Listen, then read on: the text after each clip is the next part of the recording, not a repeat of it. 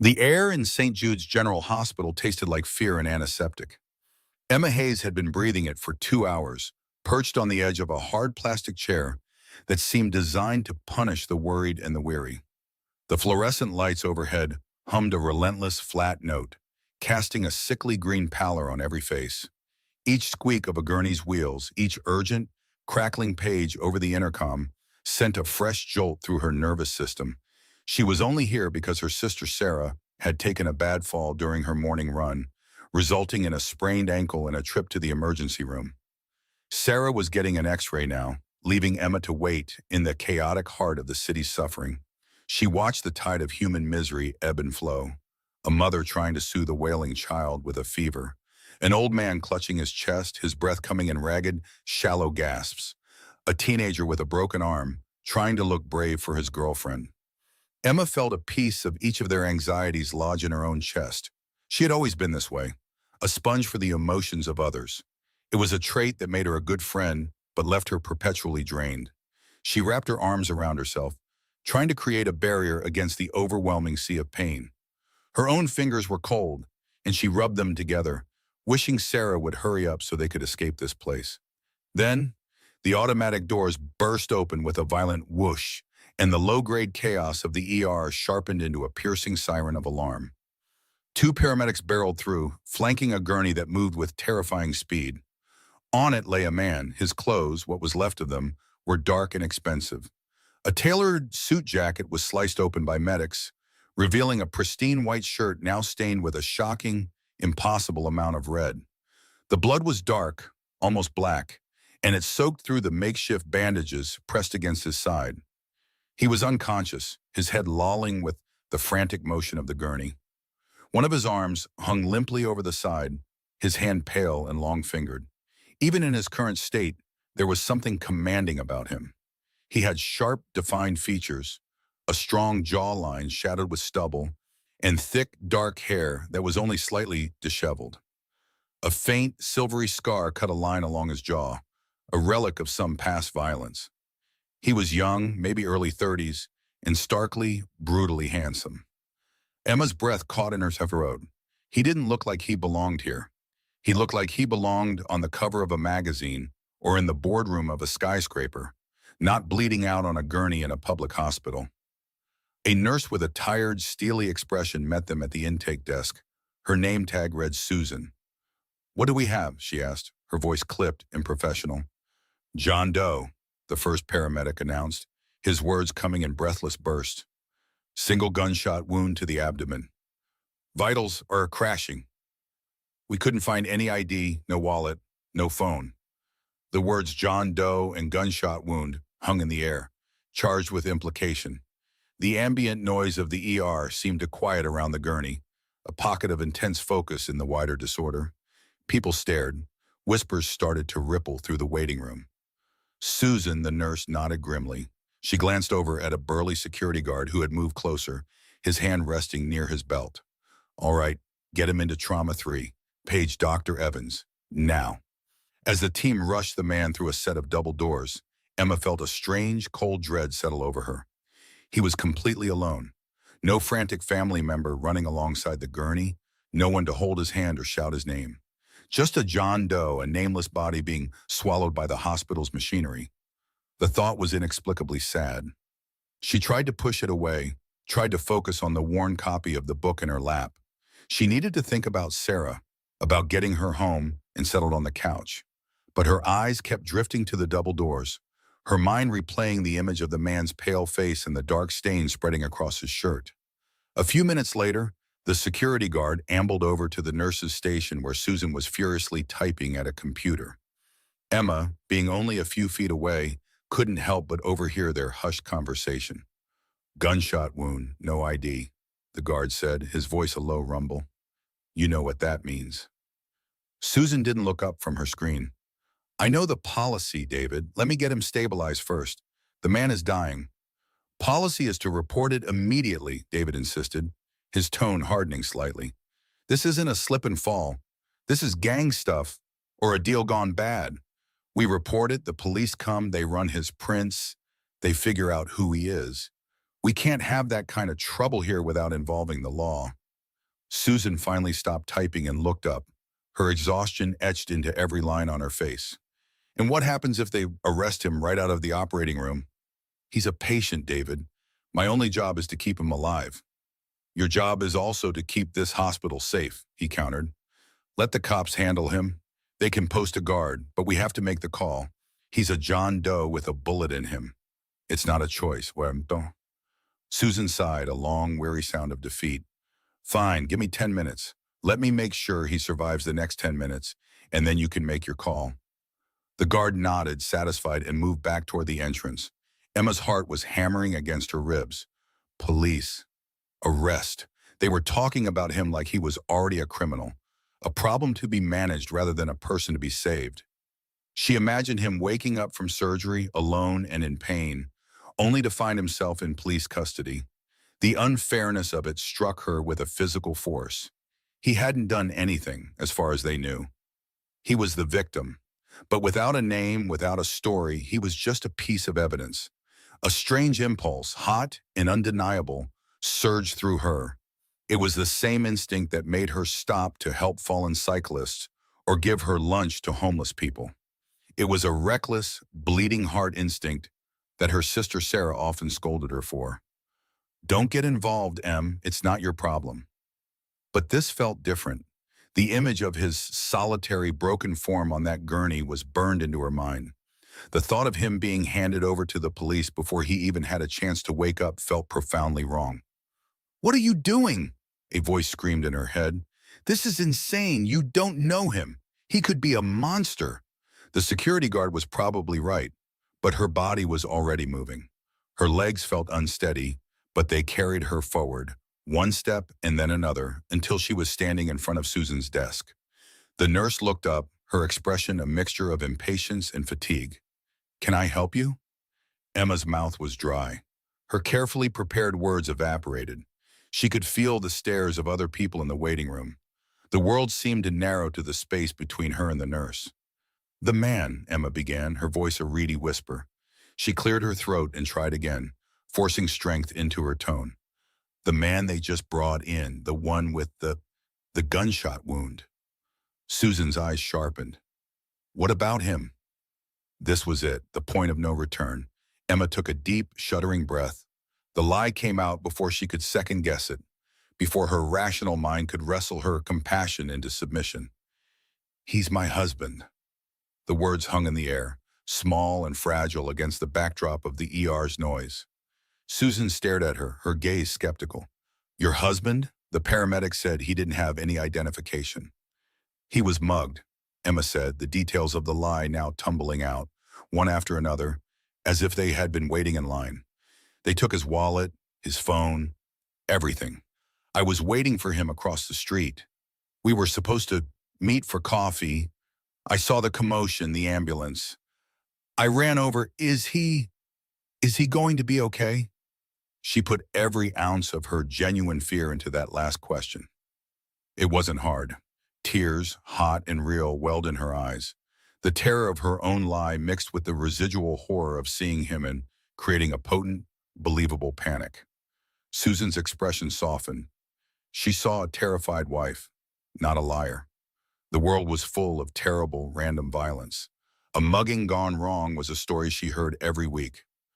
We're doing everything we can, she said gently. What's his name? Emma's mind went blank for a split second. A name. She needed a name. Simple. Uncomplicated. Jack, she blurted out. His name is Jack. Jack Hayes. She gave him her own last name, hoping it would add a layer of authenticity. And you're? Emma. Emma Hayes. She was trembling now, a fine tremor running through her entire body. She gripped the edge of the high counter to steady herself. Susan nodded, typing the information into the system. The John Doe file was being replaced. A person with a name, with a wife. Okay, Emma, we've taken him to surgery. Dr. Evans is one of the best. It's going to be a while. You can wait here. She pointed back toward the plastic chairs. Emma looked over at the security guard, David, who had been watching the exchange. He gave a slight, almost imperceptible nod. The threat was gone. A distraught wife had appeared. There was no need to call the police now. It was just another tragedy, not a crime scene. Emma mumbled a thank you and walked back to her chair on legs that felt like they were made of cotton.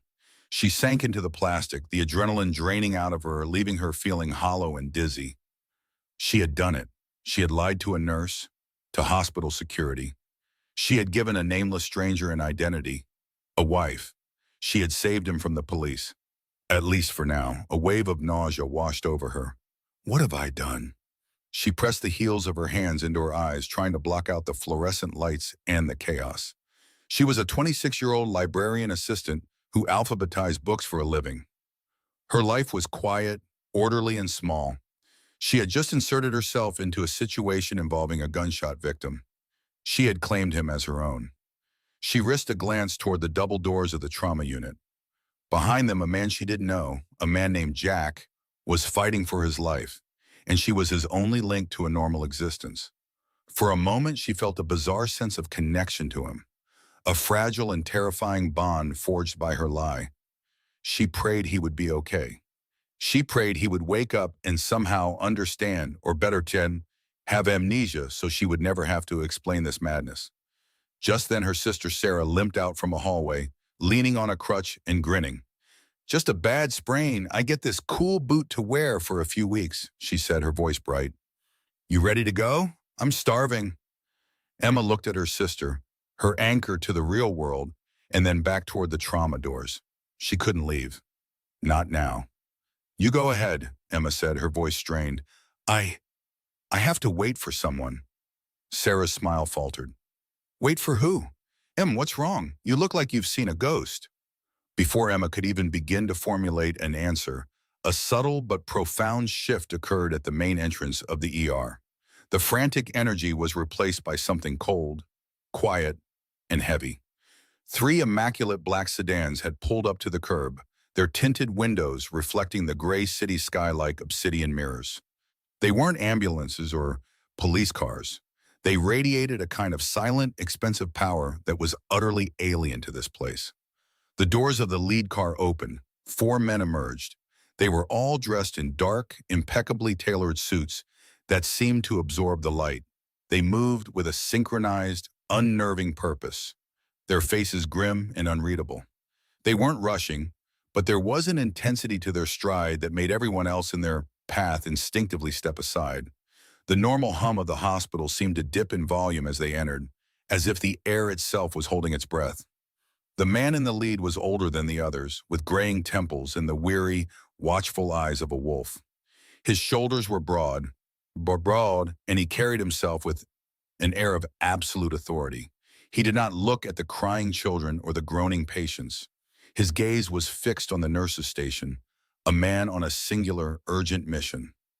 Emma watched, a new and terrible kind of fear coiling in her stomach. This was different from the anxiety she'd felt before. This was primal. These men did not belong here. They were predators who had wandered into a sheep pen. The lead man stopped directly in front of Susan's desk. He did not raise his voice. He did not have to. The quiet gravity of his presence was enough to command her complete attention. David, the security guard, took a step forward and then seemed to think better of it, his professional bravado melting away in the face of this silent, formidable group. The man's voice was gravelly and direct, cutting through the low murmur of the room. He spoke with a chilling calmness that was more intimidating than any shout. "We're here for Mr. Thorne." The name Thorne fell into the emergency room's chaos like a stone into a quiet pond. Ripples of silence spread from the front desk, smothering the frantic energy. Nurses paused, hands hovering over keyboards. A security guard who had been complaining moments before now stood rigid, his posture suddenly deferential. Emma watched as the older man who had spoken, Leo, moved past the desk without waiting for an answer. His men, all sharp shoulders and dark suits, followed him, fanning out with an unnerving, practiced discipline. They did not raise their voices. They did not draw weapons. They did not need to. Their presence alone was a show of force, creating an invisible wall around the treatment bay where the man she had named Jack lay. The air, which had smelled of antiseptic and fear, now carried a new scent. It was the smell of expensive wool, cold city air, and an authority so absolute it was suffocating. Emma's own breath was trapped in her lungs, a painful, burning knot. Her lie, spoken out of a desperate, foolish pity, had summoned this. This was not the police. This was something else entirely. Leo stopped just outside the thin curtain. His gaze swept over the scene, taking in the IV drip, the heart monitor beeping a steady rhythm, and the pale face of the man on the gurney. Then his eyes, weary and sharp as broken glass, landed on Emma. He looked at her for a long moment. He saw her rumpled clothes, her wide, terrified eyes, and the way her hands were clenched into white-knuckled fists at her sides. He saw a girl who did not belong. The nurse who had taken Emma's initial statement stood frozen nearby, her face ashen. Leo's voice, when he finally spoke to Emma, was a low, gravelly rumble that cut through the renewed beeping of the monitor. "You're his wife?" The question was not a question. It was an accusation, a scalpel poised to dissect her story. Emma's mouth went dry. Her mind was a blank wall of panic. The lie was a flimsy thing, a paper shield against a tidal wave. She opened her mouth, but only a choked gasp escaped. She could feel the stares of his men, the weight of the entire room pressing down on her. She was going to be exposed. And what happened then? What did these men do to people who lied to them? But before she could stammer out an answer, a faint sound came from the gurney. A weak, pained groan. The man she called Jack was stirring. His eyes fluttered open, hazy and unfocused. He tried to lift a hand, but it fell back to his side, limp. His gaze drifted from the fluorescent lights above to the grim face of Leo Rossi, and then finally to her. He saw her. He saw the pure, unadulterated terror on her face. He heard the ragged panic sound of her breathing. He saw a stranger who had, for some unknowable reason, put herself in the path of a bullet meant for him. A flicker of something unreadable passed through his clouded eyes. It was a calculation, a decision made in the space of a single heartbeat. His lips parted, and a single raspy word pushed its way out, barely a whisper. "Leo." Leo leaned in closer, his attention shifting entirely to his boss. "Julian, we're here. We'll handle this." Julian's gaze remained locked on Emma. He took a shallow breath, the effort causing a line of pain to crease his brow. He gave a slight, almost imperceptible nod in her direction. "She's with me," he rasped. His voice was weak, but the command in it was unmistakable. He turned his head on the pillow, his eyes closing as if the effort had drained him completely. It was done. The lie was no longer hers alone. He had taken it, claimed it, and in doing so he had bound her to him. A cold dread, far deeper than before, washed over Emma. This was no longer a mistake she could undo. It was a reality he had just confirmed. Leo straightened up, his expression hardening. His suspicion hadn't vanished, but it had been shelved by a direct order. He looked at Emma one last time, his eyes holding a new kind of warning. She was no longer just a liar. She was a liability. He turned to one of his men. "Stay with her." Then he focused on the medical staff. "A private physician is on his way. Clear this floor. Now." The hospital's efficient chaos was replaced by a different kind of efficiency. Cold, quiet, and absolute. The men in suits moved with silent purpose. They spoke in low voices into hidden earpieces. They posted guards at the elevators and the stairwell doors. The floor was locked down. A renowned surgeon, looking flustered and wearing a suit under his white coat, was escorted in by two of Julian's men. The hospital staff, from doctors to orderlies, were politely but firmly removed, their authority dissolving in the face of this silent takeover. Emma was led to a hard plastic chair in the corner of the hallway by a tall, silent man who stood a few feet away, his arms crossed. She was a ghost at the feast, a spectator to the quiet storm she had unleashed. She watched as they moved Julian, his gurney surrounded by a phalanx of guards. They took him not to an operating room, but to the hospital's most exclusive private suite, which had apparently been cleared and prepared in a matter of minutes. She felt a profound sense of dislocation, as if she were watching a movie. None of this could be real. The man she had tried to save wasn't just some victim of street violence. He was a king, and this was his court, assembled in the sterile halls of a public hospital. Hours seemed to crawl by.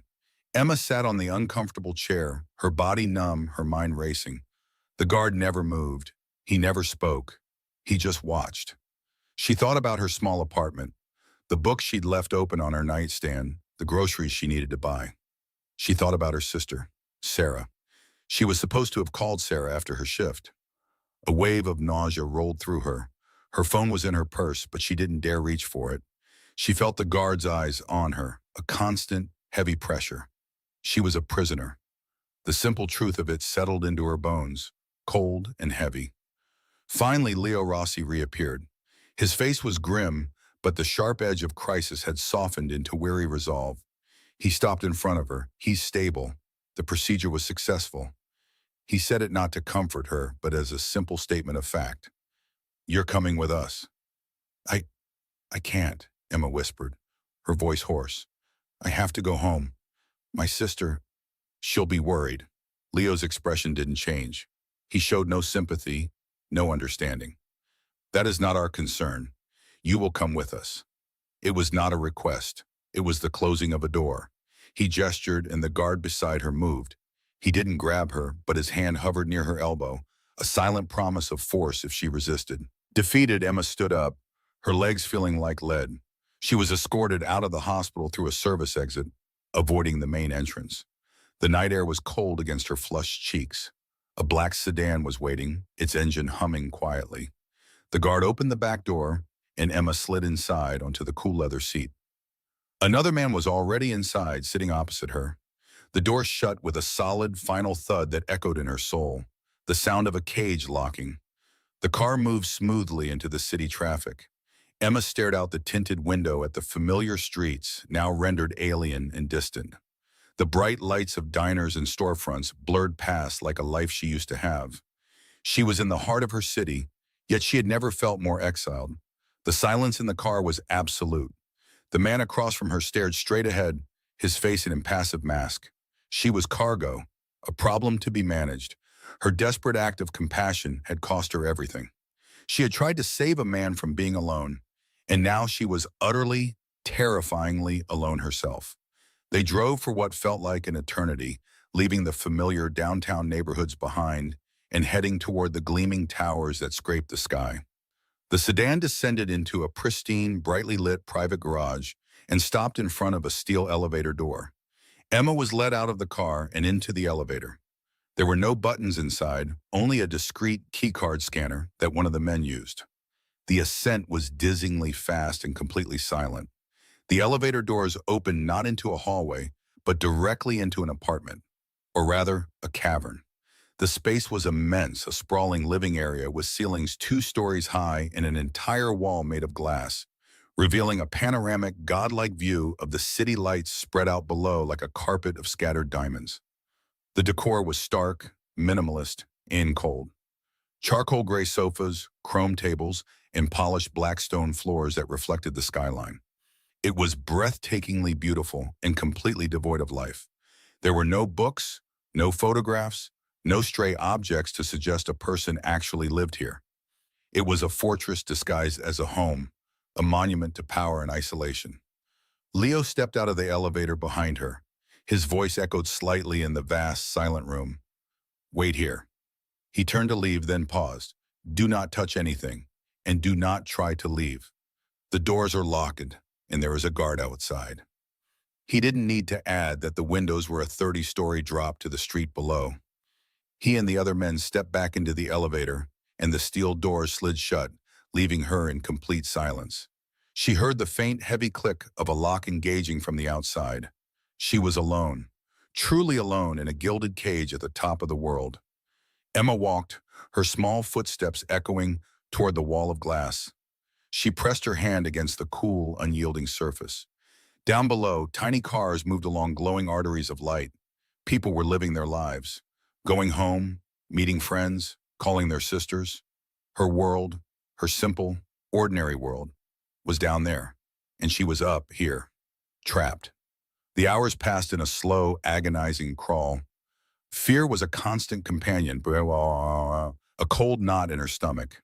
She paced the length of the enormous room, her reflection a pale ghost sliding across the polished floors and glass surfaces.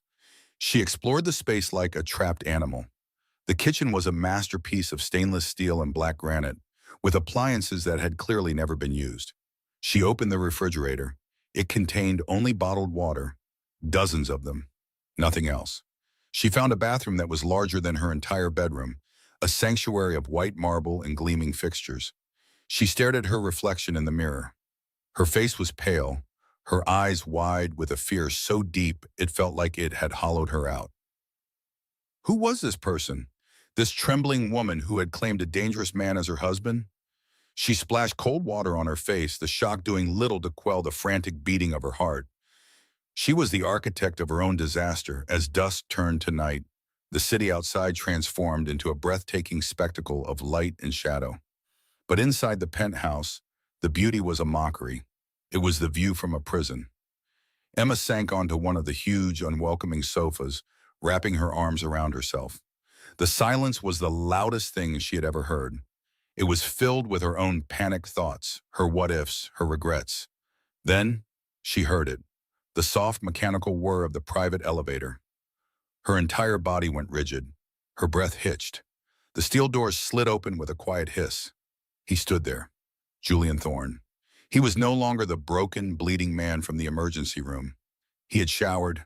He was dressed in a simple, dark gray cashmere sweater and black trousers that fit him perfectly. A clean white bandage was wrapped around his upper left arm, the only sign of the violence he had endured. He moved with a predator's quiet grace, his injury doing nothing to diminish the lethal aura of control that surrounded him. He didn't look at her at first. He walked past her, his steps making no sound on the stone floor, and went to the great window. He stood for a moment, looking down at the city below. His city. His posture was relaxed, but it was the relaxation of a lion at rest, every muscle ready to spring. Emma couldn't breathe. Her heart hammered against her ribs, a frantic drum in the oppressive silence. He was a complete stranger, yet her life was now entirely in his hands. Finally he turned. His gray eyes, once clouded with pain, were now perfectly clear. They were the color of a winter storm, and just as cold. They found her across the vast room, pinning her in place. There was no gratitude in them, no kindness.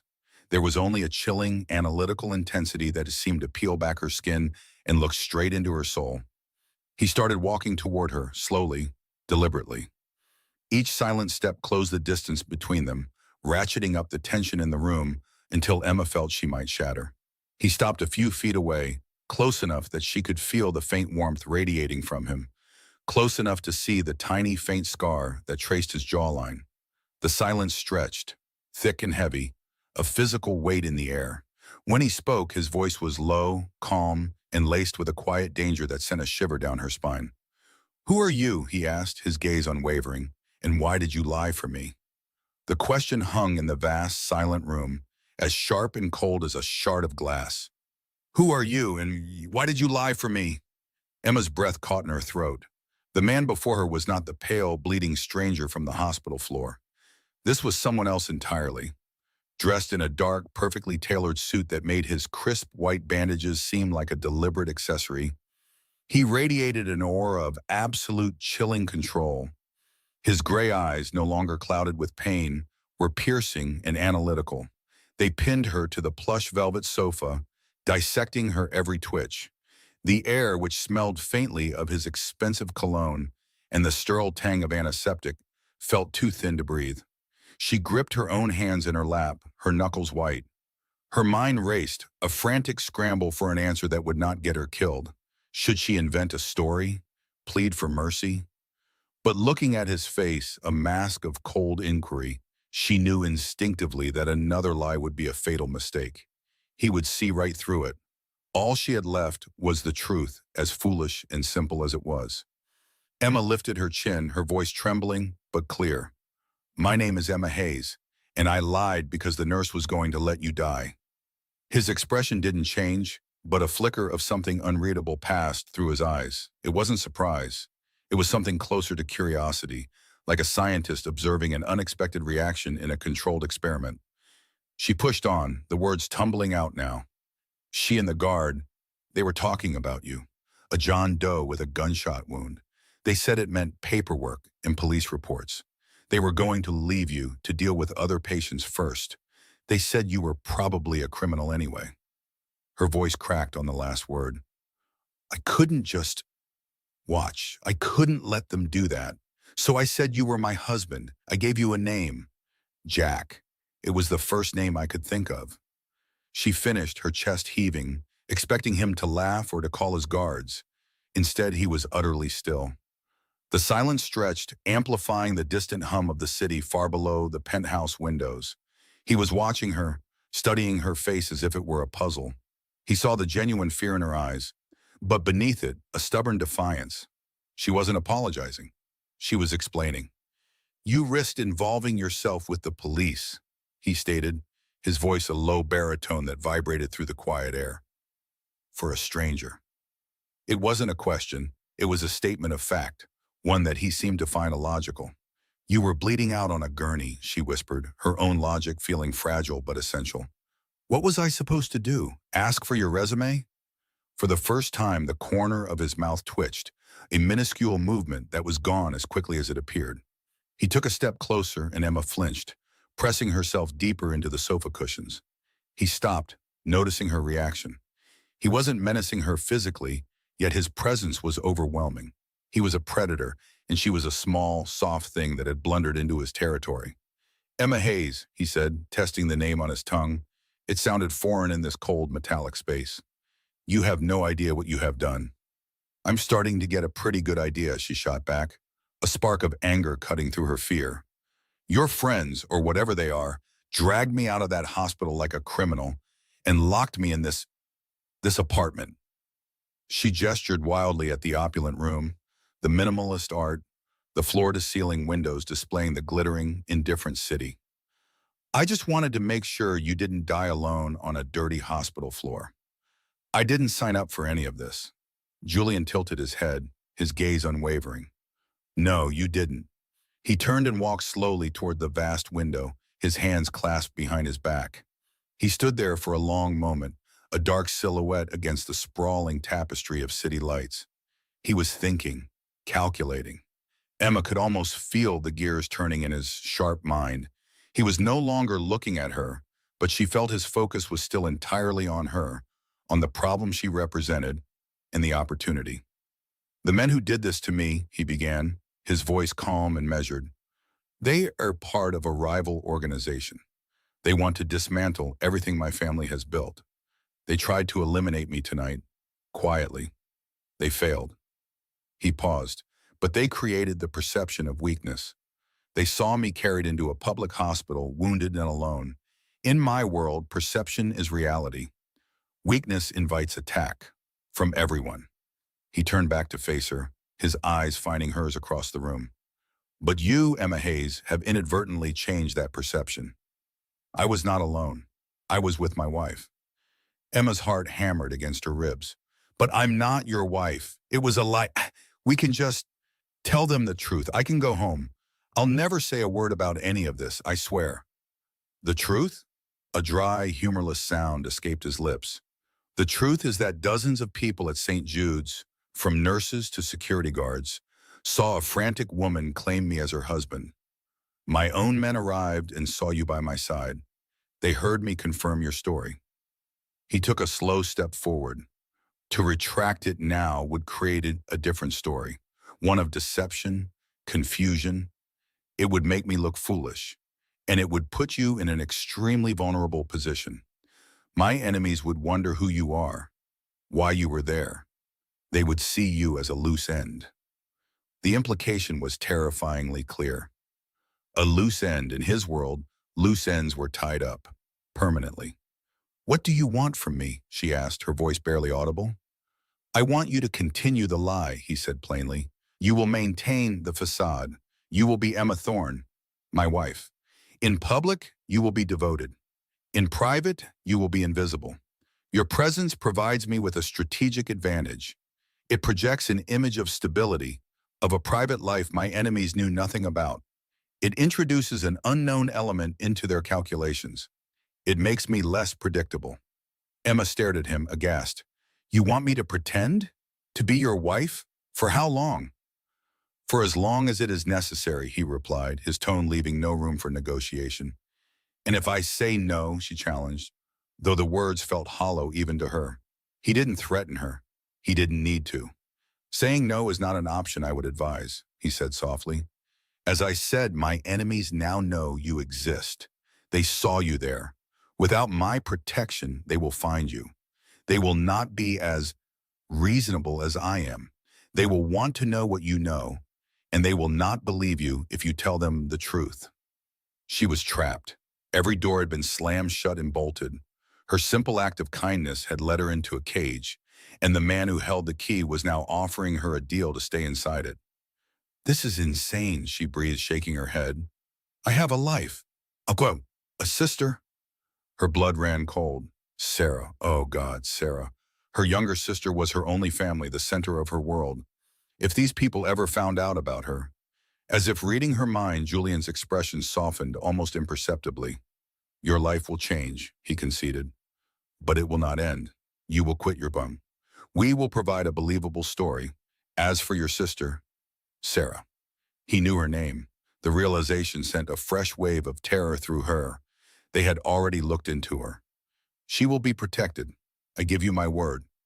No harm will ever come to her because of this. In fact, she will be safer than she has ever been in her life. He walked over to a sleek black cabinet and opened a drawer. He took out a small velvet box. This is not a request, Emma. It is the new reality of your situation.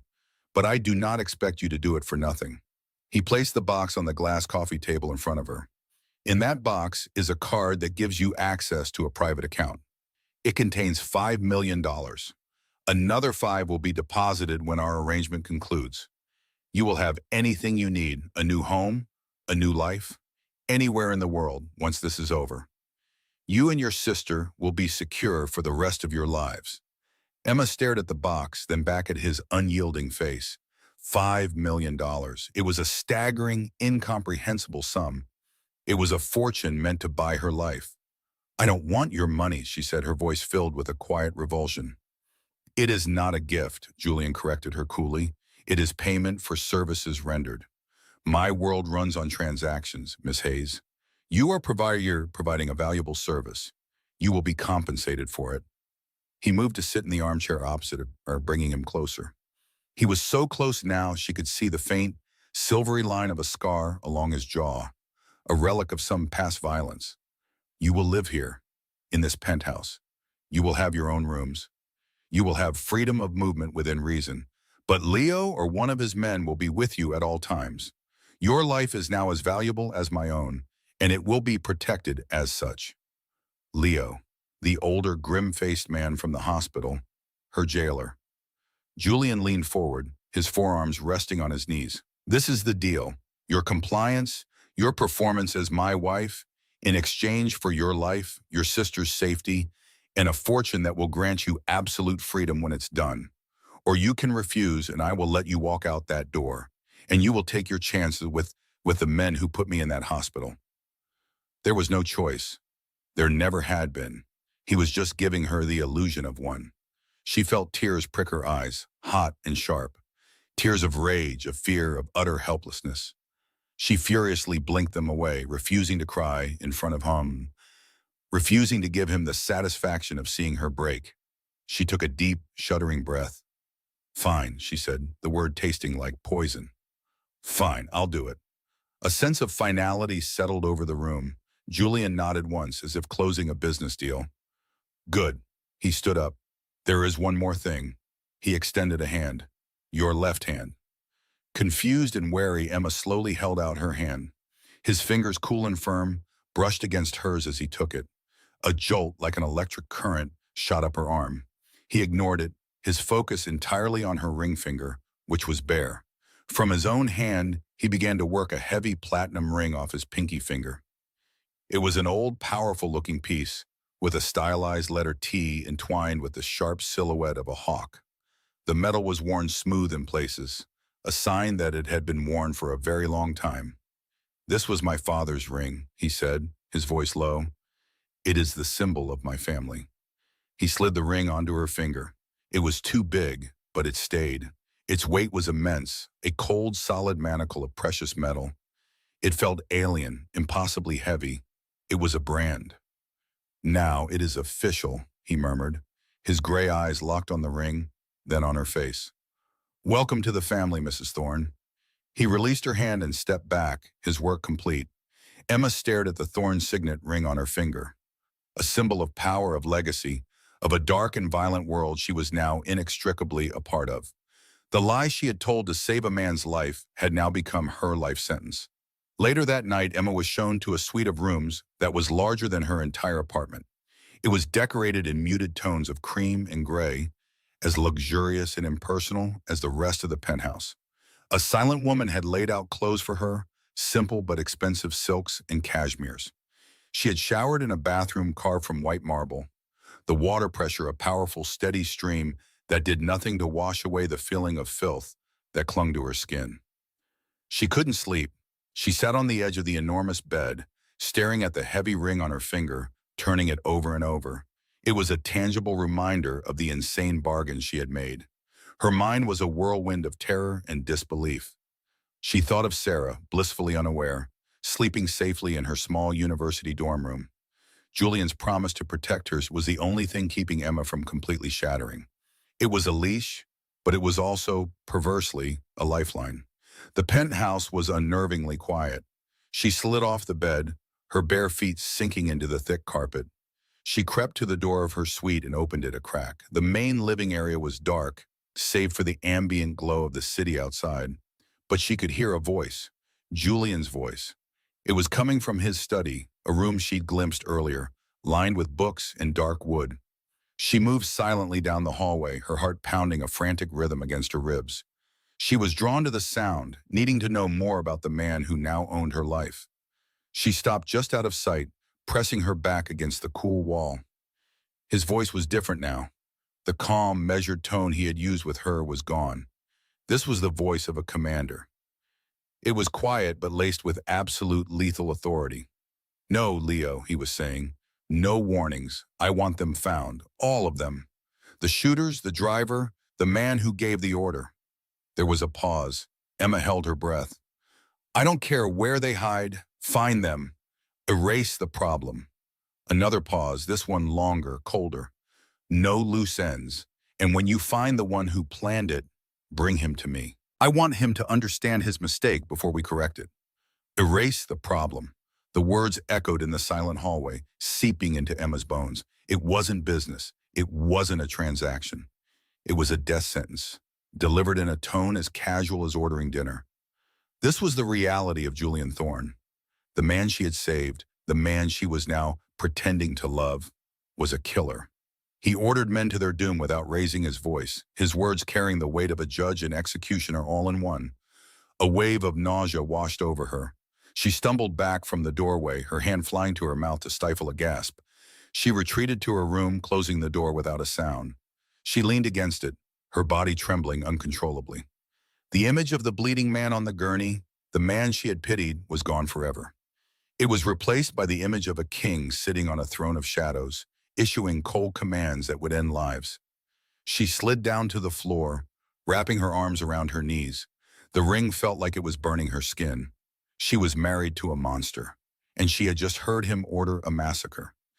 She eventually crawled back into bed, but sleep was impossible. She found the remote for the large television embedded in the wall and turned it on, keeping the volume low. The mindless chatter of a late-night talk show was a pathetic shield against the suffocating silence of the penthouse and the memory of Julian's voice. She flicked through the channels, desperate for a distraction. She stopped on an all-night news channel. A breaking news banner flashed across the bottom of the screen. Her blood went cold. The headline read, "Billionaire recluse, Julian Thorne survives apparent assassination attempt." The screen showed a file photo of Julian, looking severe and powerful at some corporate event years ago. The reporter's voice was urgent. Thorne was rushed to St. Jude's General Hospital earlier this evening with what sources are calling a gunshot wound. His condition is now listed as stable. Then the picture changed. It was a grainy, pixelated still image from a hospital security camera. Emma's stomach plummeted. It was her. Her back was mostly to the camera, but it was unmistakably her, leaning over the gurney, her hand on Julian's arm. Her face was a blur of frantic motion, but her form was clear.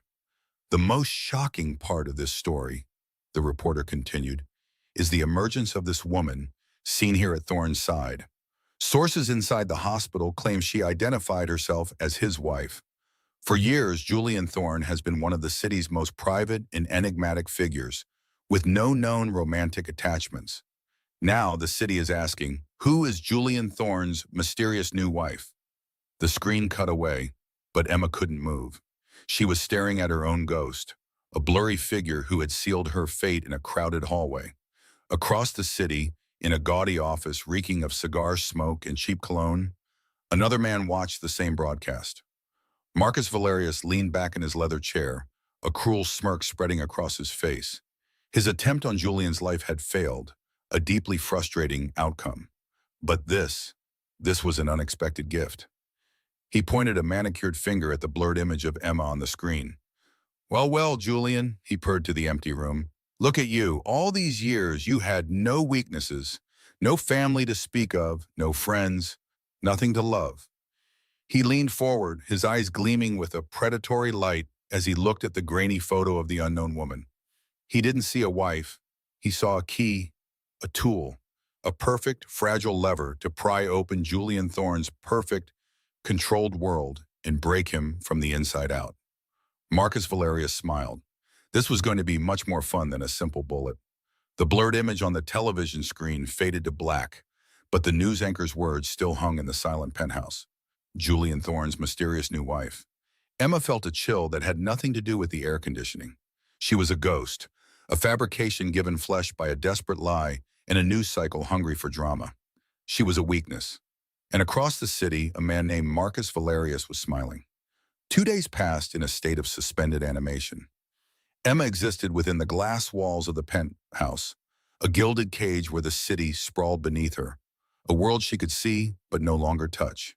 She ate meals she didn't choose, wore clothes she didn't buy, and spoke to no one but the silent, ever-present guards who were her jailers.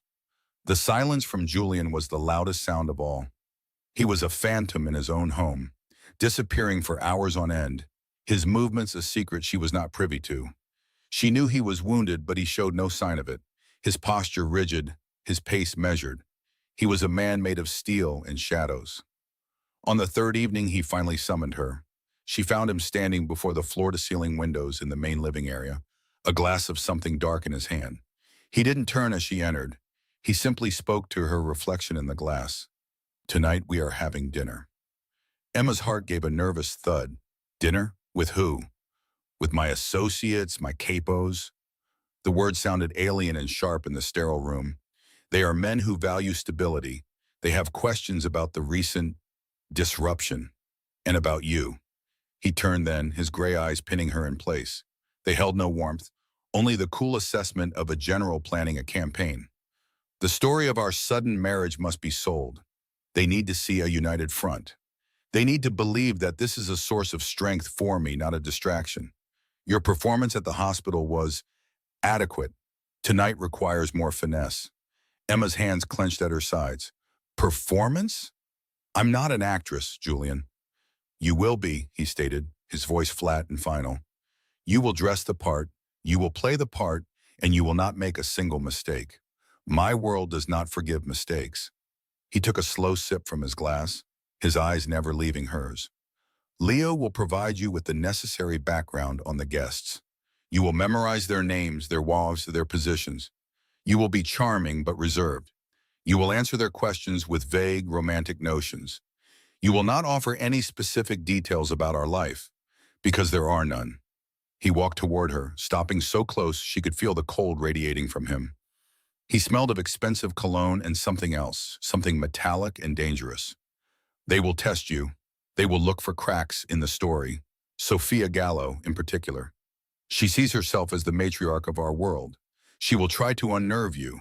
Do not let her." A wave of panic washed over Emma. This was not just telling a lie to a nurse.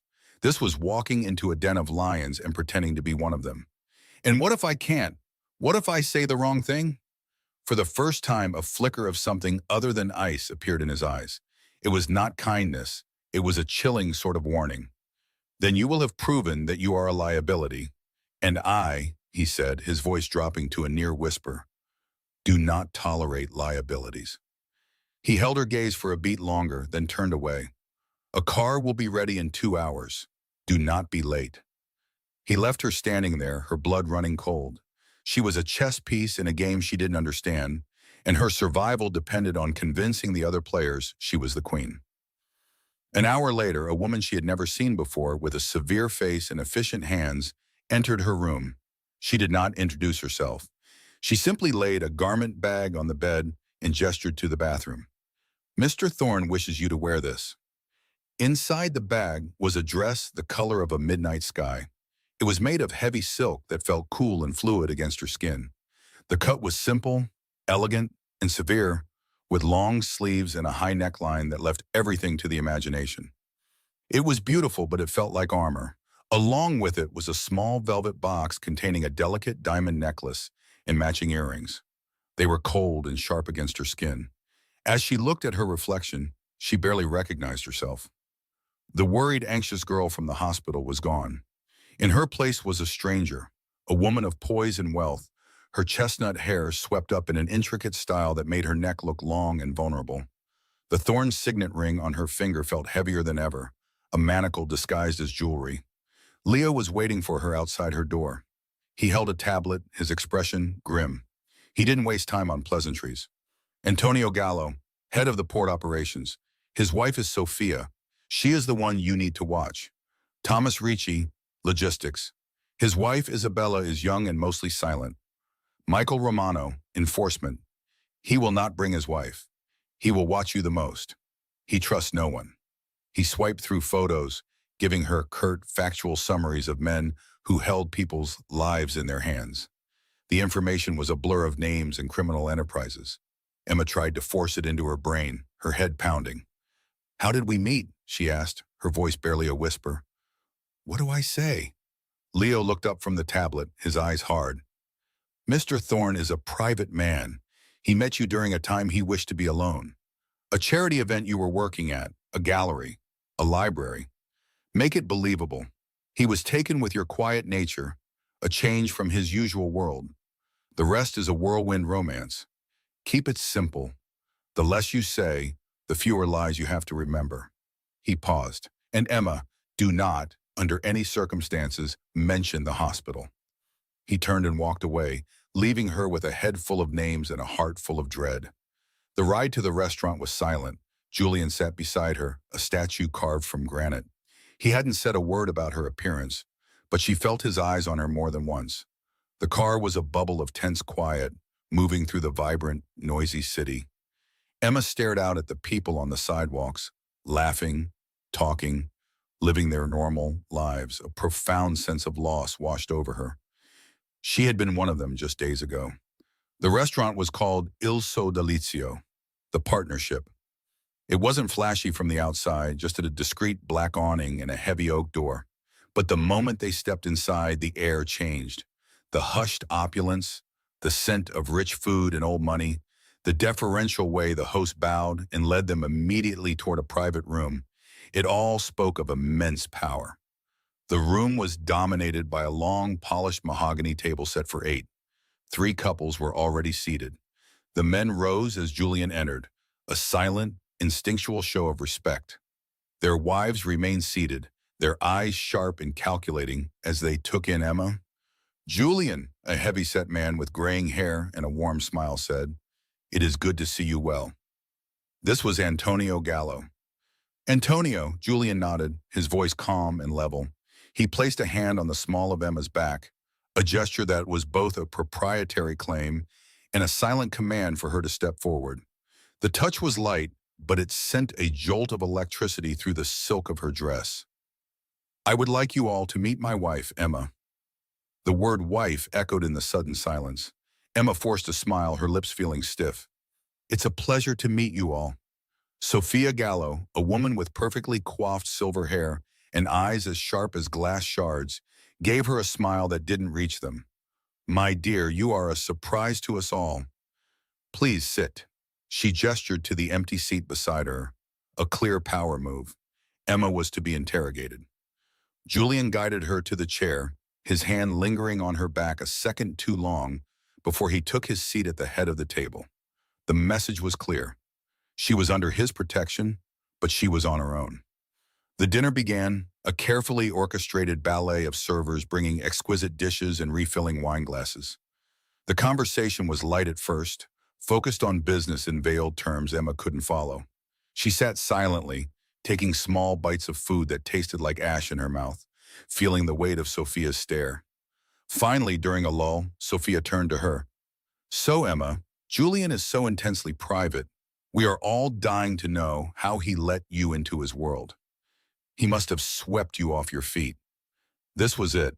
Emma took a slow sip of water, her mind racing back to Leo's instructions. Simple, vague. She looked across the table at Julian, who was watching her with an unreadable expression. She gave a small, almost shy smile. Actually, it was rather quiet, she said, her voice soft. We met at a small art gallery downtown. I was volunteering for a fundraising event. She invented the detail on the spot, picturing a quiet, dusty space. He was just looking at a painting. He seemed so focused. I don't think he even noticed me at first. Isabella, the young wife of Thomas Ricci, leaned forward, her eyes wide with genuine curiosity. That sounds so romantic, like a movie. Sophia's smile tightened. A gallery. How cultured. And you are a volunteer? You do not have a profession? The question was laced with condescension. Emma felt a flash of irritation. I was a librarian, she said, choosing a detail from her own life, a small piece of truth in a sea of lies. I enjoy quiet places. She glanced at Julian again, a deliberate, intimate look. We have that in common. Julian's expression didn't change, but she saw a flicker in his eyes. He inclined his head almost imperceptibly. She had passed the first test. The next question came from Thomas Ricci, a lean, hungry-looking man. Still, it all happened so fast. One minute Julian is the city's most determined bachelor, the next he's a married man. It's a bold move after what happened. He was referring to the attempt on Julian's life. Emma's heart hammered against her ribs. She felt Julian's gaze intensify. This was dangerous territory. She forced a light laugh, a sound she barely recognized as her own. When you know, she said, repeating the cliché she'd heard in a dozen films. Some things aren't meant to be planned. I think I disrupted his plans. She looked directly at Julian as she said it, a challenge and a plea in her eyes. For a heart-stopping second, she thought she had gone too far. The silence stretched. Then Julian spoke, his voice a low rumble that cut through the tension. She did. He picked up his wine glass and raised it slightly in Emma's direction. A simple statement, but from him it was a profound confirmation. It was an endorsement. A wave of relief so powerful it almost made her dizzy washed over her. The table relaxed. The men chuckled, and even Sophia's expression softened fractionally. The rest of the dinner passed in a similar vein. Emma fielded questions with answers that were just believable enough, weaving a tapestry of half-truths and romantic fiction. She spoke of a shared love for old books, of quiet walks in parks they had never taken, of a whirlwind courtship that existed only in her imagination. With every lie that landed successfully, a strange confidence began to bloom in her chest. She was good at this. The thought was both exhilarating and terrifying. She was performing the role of Julian Thorne's beloved wife, and to her shock, he was playing his part too. He didn't say much, but his attention was a tangible thing. When she spoke, he listened. When someone else spoke to her, he watched. He was a silent, powerful presence at her side, a dark star she was forced to orbit. The most dangerous moment came near the end of the evening. Michael Romano, the quiet, watchful enforcer, had said almost nothing all night.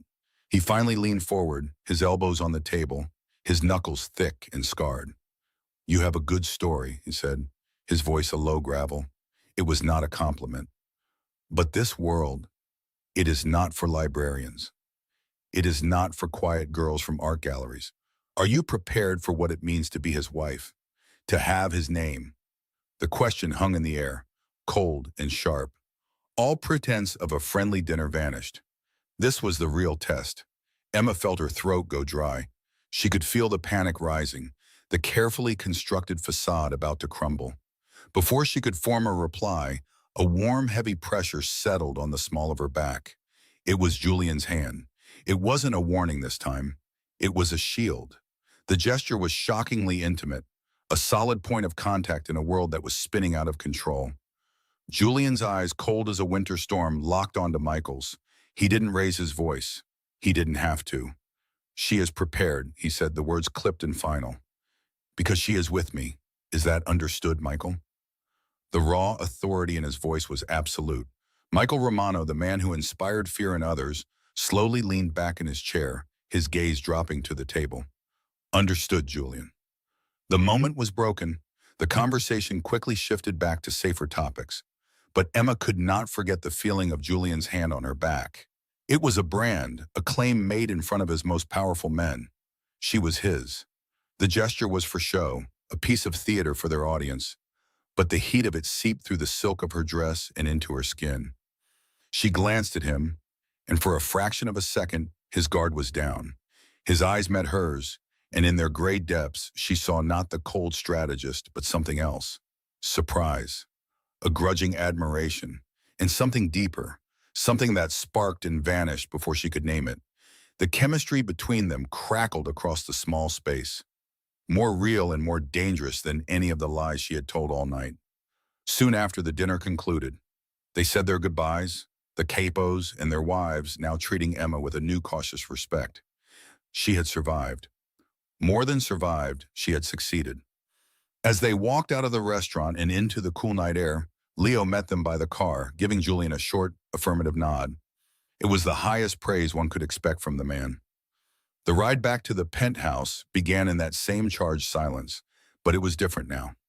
It was not the silence of strangers. It was the silence of co-conspirators, of partners in a successful deception.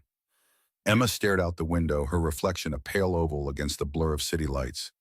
She could still feel the phantom touch of his hand on her back.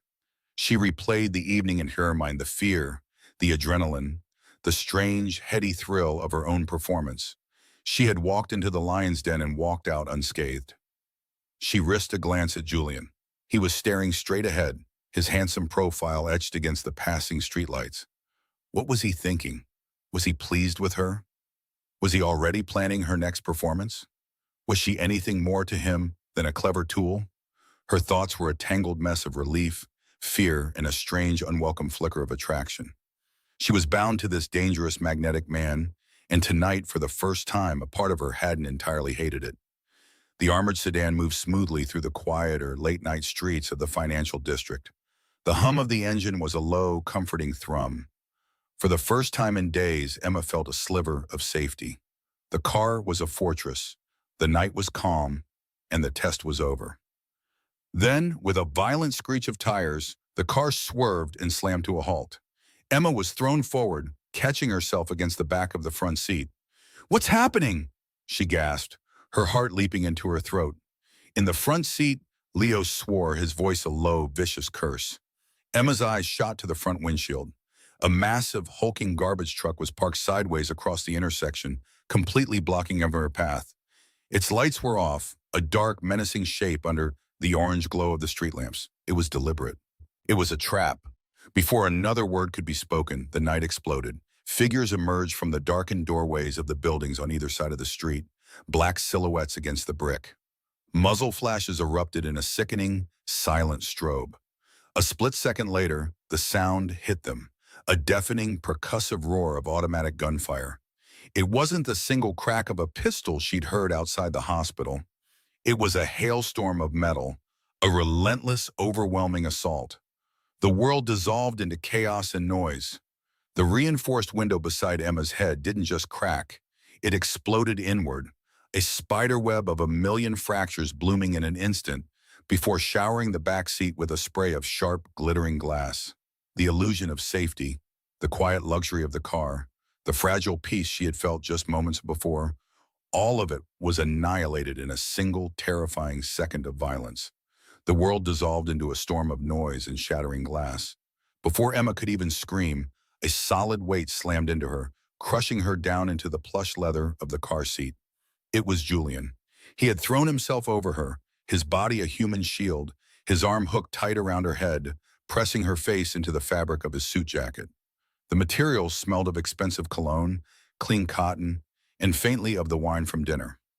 Beneath it all was the sharp metallic scent of something burning. Muffled thunderclaps hammered against the car, each one a physical blow that vibrated through Julian's body into hers. The armored vehicle shuddered. She could hear the sharp, disciplined cracks of return fire from their own driver and the guard in the passenger seat. It was a brutal, deafening concert of destruction. Emma squeezed her eyes shut, her fingers digging into the back of Julian's expensive coat. This was it. This was the reality she had stumbled into. It wasn't about elegant dinners or projecting an image of stability. It was about this, the visceral, terrifying violence of men trying to end each other's lives. Julian didn't move. He was a dead weight of muscle and resolve, his breath steady against her hair. He wasn't panicking. He was waiting. His stillness was somehow more frightening than the chaos outside. It was the calm of a man who had been here before. The car suddenly lurched, tires screaming as the driver executed a maneuver she couldn't comprehend. The gunfire receded behind them, replaced by the roar of the engine pushed to its limit. They were moving fast. Slowly, Julian shifted, pushing himself up. The sudden absence of his weight left her feeling cold and exposed. He settled back into his seat, his silhouette dark against the flashing city lights that now streaked past the fractured, spider-webbed windows. No one spoke. The only sounds were Emma's own ragged breaths and the hum of the speeding car. She stared at her hands, still clenched into fists in her lap. They were shaking uncontrollably. She could feel the heavy weight of the thorn signet ring on her finger, a cold, solid circle of dread. It wasn't just a prop anymore. It was a target. The ride back to the penthouse was a silent, tense blur. The doormen and lobby staff averted their eyes as Julian and his men swept through, their faces grim. Leo was already on his phone, his voice a low, angry growl, issuing orders that were clipped and final. Emma followed them into the private elevator, feeling like a ghost trailing in their wake. Her beautiful gown now felt like a costume for a play that had turned horribly real. The silk was wrinkled, and she was sure there was a smudge of dust on her cheek. Upstairs, the penthouse was as silent and pristine as she had left it.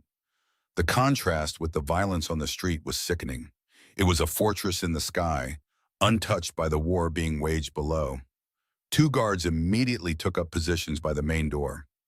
Another began checking every window and balcony entrance. Julian stood in the center of the vast living room, his back to her, looking out at the panoramic view of the city. The skyline glittered, oblivious. He was perfectly still, a statue of controlled fury. Leo approached him, speaking in a low tone. Valerius, it had to be.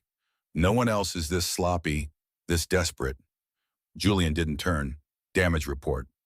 Car's a write-off. Thomas has a graze on his cheek. Daniel is fine. They took out two of the shooters. The others fled when the car broke through. Leo paused. His eyes flicked to Emma, a flicker of cold assessment. They knew our route. We have a leak. Find it, Julian said. The command was soft, but it carried the chilling weight of a death sentence. And clean up the street. No trace for him. Leo nodded once and walked away, his phone already to his ear. Emma remained standing near the entryway, feeling completely out of place. She should be terrified, and she was. A deep, bone-aching terror had settled into her marrow. But something else was present, too. A strange, sharp clarity. She had survived. He had protected her. The thoughts circled in her mind, refusing to be dismissed. He hadn't hesitated for a single second. Her gaze fell on Julian's arm. In the dim light of the living room, she saw it. A dark, wet patch was spreading on the sleeve of his white shirt, just below the shoulder of his jacket. It was small, but it was growing. Blood. He hadn't said a word. He was probably ignoring it, the adrenaline of the fight masking any pain. Something inside her shifted. The fear didn't vanish, but a different instinct rose to meet it. It was the same instinct that had made her speak up in the hospital. You don't let someone bleed alone. She took a step forward. One of the guards near the wall subtly shifted his weight, his eyes tracking her. She ignored him. She walked directly towards Julian. You're hurt, she said. Her voice sounded thin in the cavernous room, but it was steady. Julian turned his head slightly, his profile sharp and unyielding. It's nothing. It's not nothing, she insisted, her voice gaining strength. You're bleeding. He finally faced her. His gray eyes were like chips of ice. They weren't angry, not at her. They were distant, still lost in the calculations of retaliation and security breaches. I'm fine, Emma. No, you're not. Sit down. She pointed towards one of the sleek black leather sofas. A guard took a half step forward. Ma'am, the boss? Emma shot him a look that surprised even herself. Your boss is bleeding. Are you a doctor? The man stopped, looking uncertainly towards Julian. For a tense moment, no one moved. It was a standoff between her quiet insistence and the entire security apparatus of the Thorn Empire. Then, to her astonishment, Julian broke the silence. He gave a slight, almost imperceptible nod to the guard. The man stepped back into the shadows. Julian looked at her, his expression unreadable, and then walked over to the sofa and sat down. He didn't shrug off his jacket. The jacket needs to come off, she said, her tone softening slightly. And the shirt. He watched her for a long moment, a silent battle of wills playing out in the space between them. She didn't back down. With a quiet sigh that sounded more like weariness than defeat, he reached across his body and carefully shrugged the tailored jacket off his injured arm first, then the other. He let it fall to the cushion beside him. The dark red stain on his shirt was more obvious now. It was a stark slash of color against the perfect white. Is there a first aid kit? She asked, her eyes not leaving the wound. He gestured vaguely with his good hand towards a minimalist credenza against the far wall. Third drawer. She walked over, her heels clicking softly on the polished marble floor. She found the kit exactly where he said. It was not a standard household box of bandages and antiseptic wipes. It was a professional-grade medical kit filled with sutures, sterile dressings, surgical tape, and bottles of antiseptic solution. Of course it was. She took what she needed, her hands moving with a purpose she didn't know she possessed. When she returned, she knelt on the floor in front of him. The expensive fabric of her dress pooled around her. She set the supplies down on the low glass table. This might sting, she said, her voice dropping to a near whisper. She gently took his arm. His muscles were tense beneath her fingers. She could feel the heat radiating from his skin. With her other hand, she began to unbutton his shirt. Her fingers brushed against his chest as she worked her way down. He didn't flinch, but she felt a tremor go through him. Or maybe it was her own hand shaking. She undid enough buttons to pull the fabric away from the wound. It wasn't a bullet hole. It was a jagged, ugly gash on the outer part of his bicep, littered with tiny dark specks. Shrapnel. Probably from a bullet that had fragmented against the car's frame. Blood oozed slowly from the torn flesh. Her hands were trembling now, the adrenaline finally giving way to a deep, reactive tremor. But her mind was clear. She uncapped the antiseptic and poured some onto a sterile gauze pad. She looked up at his face. He was watching her, his jaw tight. His gaze wasn't on the wound. It was on her. Hold still, she murmured. She pressed the gauze to the cut. He hissed a sharp intake of breath, but he didn't pull away. She worked carefully, her touch surprisingly gentle as she cleaned the injury, her focus absolute. She picked out the tiny pieces of metal and glass with a pair of sterilized tweezers, dropping them one by one onto a clean piece of gauze. The room was utterly silent. The guards, Leo, they had all faded into the background. There was only the task, the quiet sting of the antiseptic, and Julian's intense, unwavering stare. She wasn't just his cover story anymore. In this moment, kneeling before him in a ruined gown, her hands steady despite her fear, she was something else entirely. She was the one who had seen his vulnerability, not once, but twice. She had touched his wounds. She had pushed past the walls of guards and authority he built around himself and had simply cared for the man underneath. When the wound was clean, she dressed it with a thick, sterile pad and expertly taped the edges. Her fingers moved with a forgotten muscle memory from a first aid course she'd taken years ago for her sister's sake. When she was done, she sat back on her heels, her hands resting in her lap. The shaking had finally stopped. She looked up and met his eyes. The distance was gone. The calculation was gone. What remained was something raw and unguarded. It was an intensity that went beyond appraisal or curiosity. He was looking at her as if seeing her for the very first time. He saw the smudge on her cheek, the exhaustion in her eyes and the quiet strength that held her together. He saw the woman who had lied for him, performed for him, and now tended to him, all while trembling with fear. He slowly raised his uninjured hand and brushed his thumb across her cheekbone, his touch surprisingly gentle. His thumb came away with the smudge of dust. "You're not afraid of the blood," he said. It wasn't a question. It was a statement of discovery. "I'm afraid of a lot of things, Julian," she whispered, her voice thick with emotion. "But not that." His hand dropped away, but his eyes held hers. The space between them crackled with unspoken words, with the gravity of the violence they had just shared. The deal they had made felt like a flimsy piece of paper in the face of this. This was real. The danger was real, and the strange, powerful connection taking root between them was real too. He stood up abruptly, breaking the spell. He walked back to the window, his bandaged arm held carefully at his side. He stared out at the city for a long time, his back once again a rigid wall. Emma slowly got to her feet, her knees aching. She felt drained, hollowed out. She started gathering the used medical supplies, needing something to do with her hands. "Leo," Julian said, his voice quiet but resonant. Leo materialized at his side instantly. "Sir, get the jet ready, chart a course for Zurich, set up a new identity for her. Full package, name, history, credentials." Emma froze, a blood-stained piece of gauze in her hand. What was he saying? "Transfer 10 million to a new account in her name. Make sure it's untraceable," Julian continued, his voice flat and devoid of emotion. "Arrange for a car to take her to a private airfield in 1 hour. 2 of our best men will escort her all the way to her new apartment. They will stay and ensure her security for 1 month. Then they will return." He turned to face her. His face was a mask of cold resolve, the brief moment of vulnerability completely erased. The fortress walls were back up, higher and thicker than before. "The deal is off, Emma," he said. His voice was final.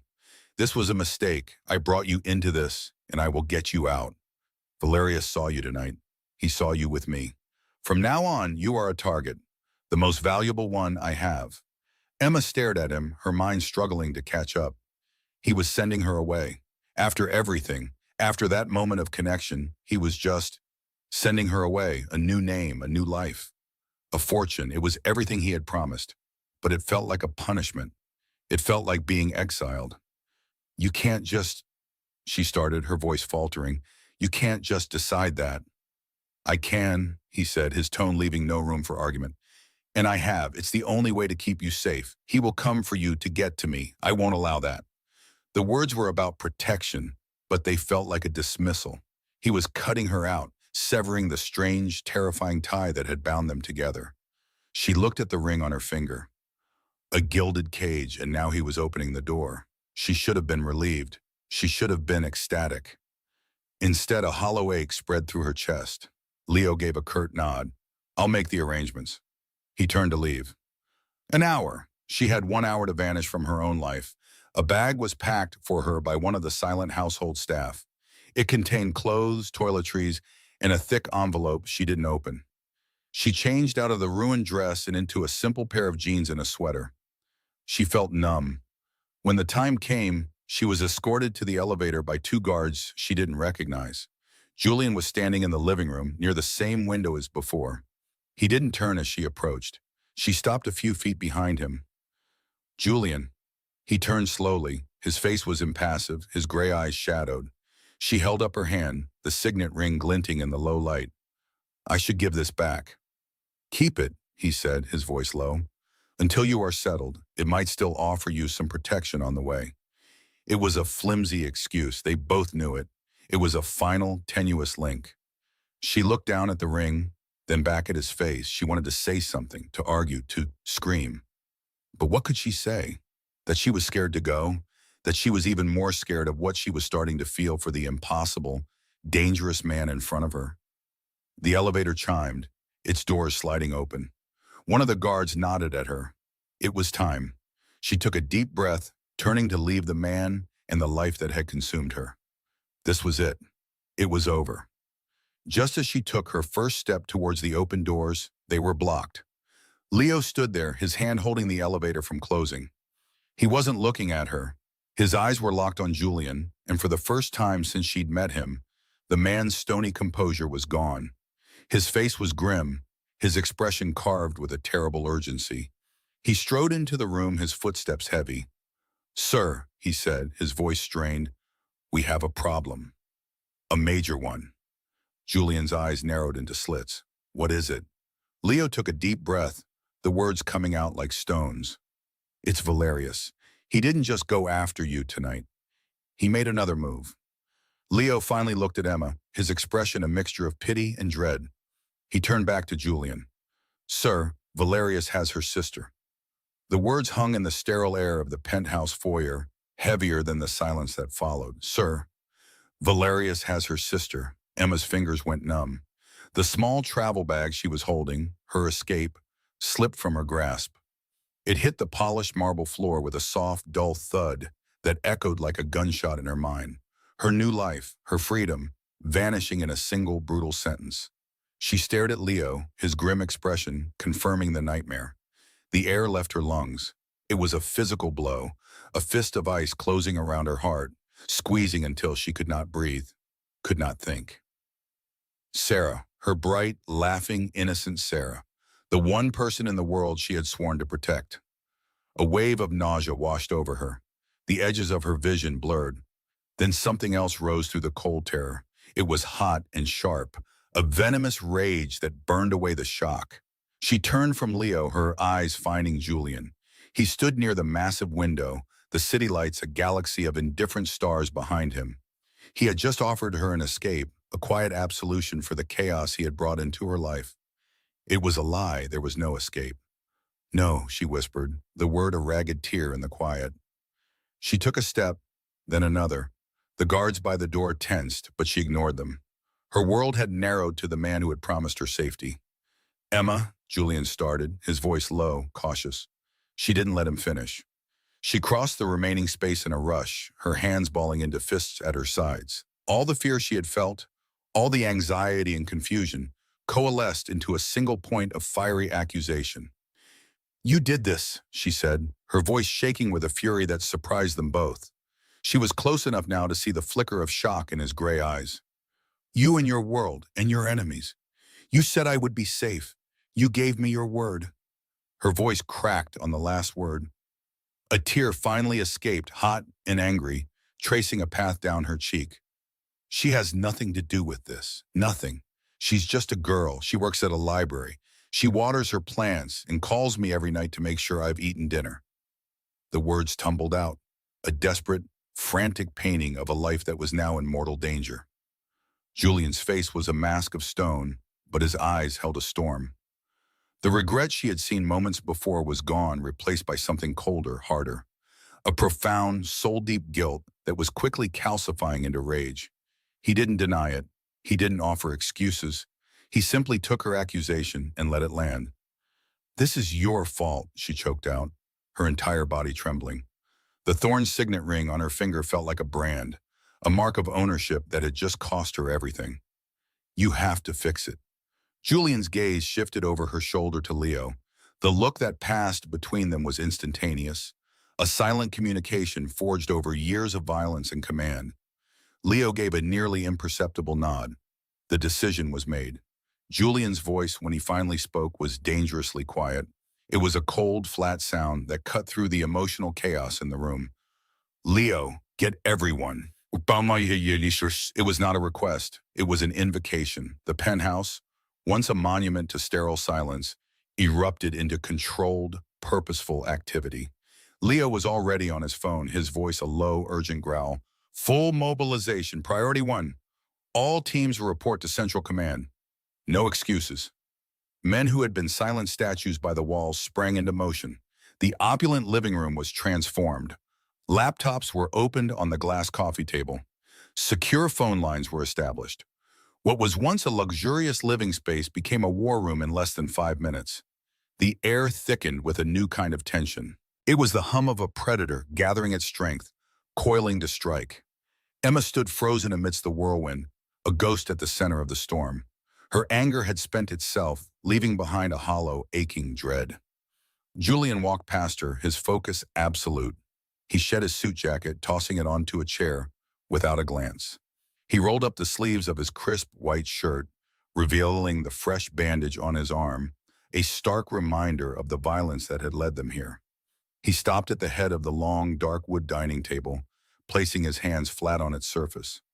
"I want a name and location for every one of Valerius's known associates," he commanded to the room at large. "I want every warehouse, every front, every safe house he has ever used. I want to know where he sleeps, where he eats, and where he gets his coffee.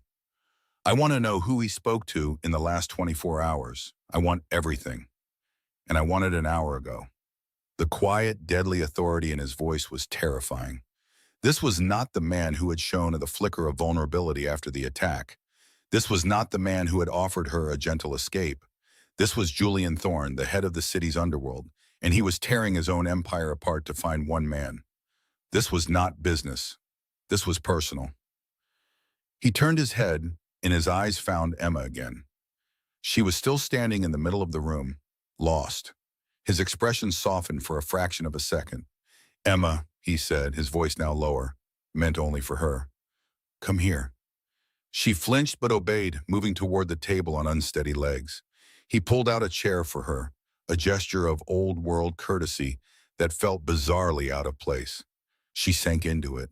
He remained standing, a towering, restless presence beside her. "I need your help," he said. It was not an admission of weakness, but a statement of fact. "We have his organization mapped. We know his patterns, but we don't know your sister. You do. Anything you can tell me, no matter how small, could be the detail that lets us find her." Hope, fragile and painful, flickered in her chest. For the first time since Leo spoke those terrible words, she felt a sliver of purpose. She could do something. She had to. She pushed down the sob that was clawing its way up her throat and nodded, her hands clenched in her lap. "Her name is Sarah Hayes," she began, her voice hoarse. "She's 22. She's a student at City University, studying art history. She lives in a small apartment in Northwood on Elm Street." Julian relayed the information to one of his men, who immediately began typing, his fingers flying across the keyboard. A satellite map of the city appeared on a large screen that it had mounted against one wall. A pin dropped onto a quiet, tree-lined street that felt a world away. "What was her schedule today?" Julian asked, his focus entirely on her. Emma closed her eyes, forcing her panicked mind to work. "Tuesday," she murmured. "She has a seminar at 10. Then she works at the campus library from 1 until 5. She always goes to a little cafe, the Daily Grind, for a latte before she takes the train home." Her voice broke. "She loves their vanilla lattes."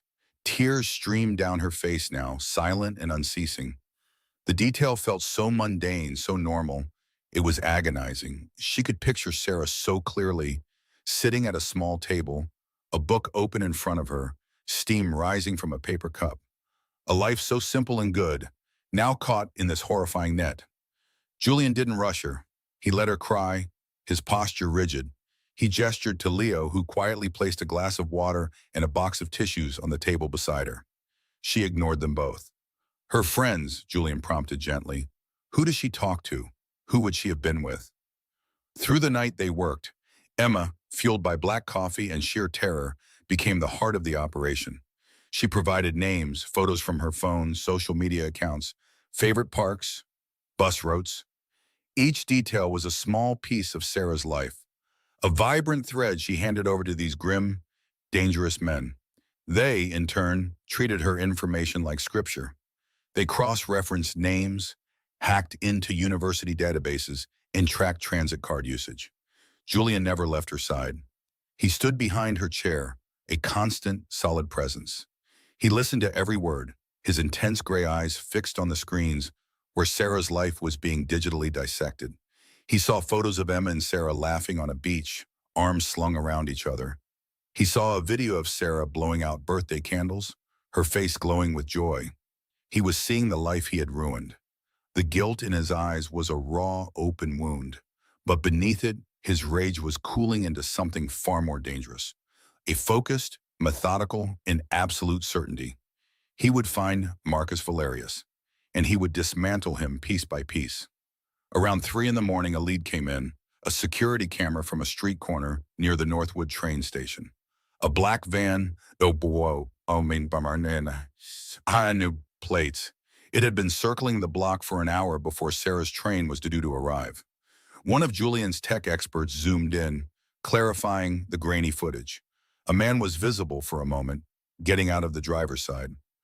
"I know him," Leo said, his voice a low growl. "Thomas Gallo, one of Valerius's guys, a low-level enforcer, impulsive, stupid." "Where is he now?" Julian asked, his voice like ice. "We have a last known address, a tenement downtown." "Send a team," Julian ordered. "Quietly.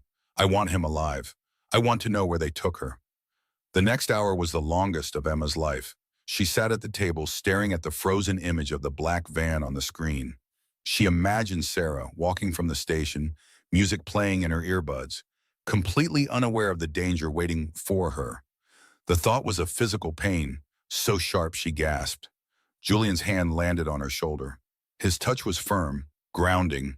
It wasn't gentle or comforting, not exactly. It was a silent promise, a shared burden.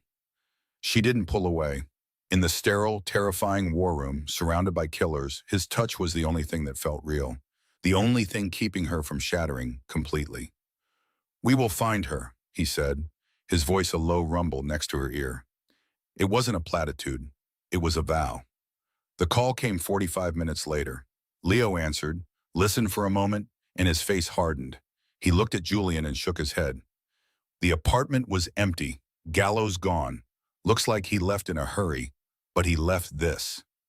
An image appeared on the main screen, a photograph left on a grimy kitchen counter. It was a picture of Sarah. She was tied to a chair, a gag in her mouth.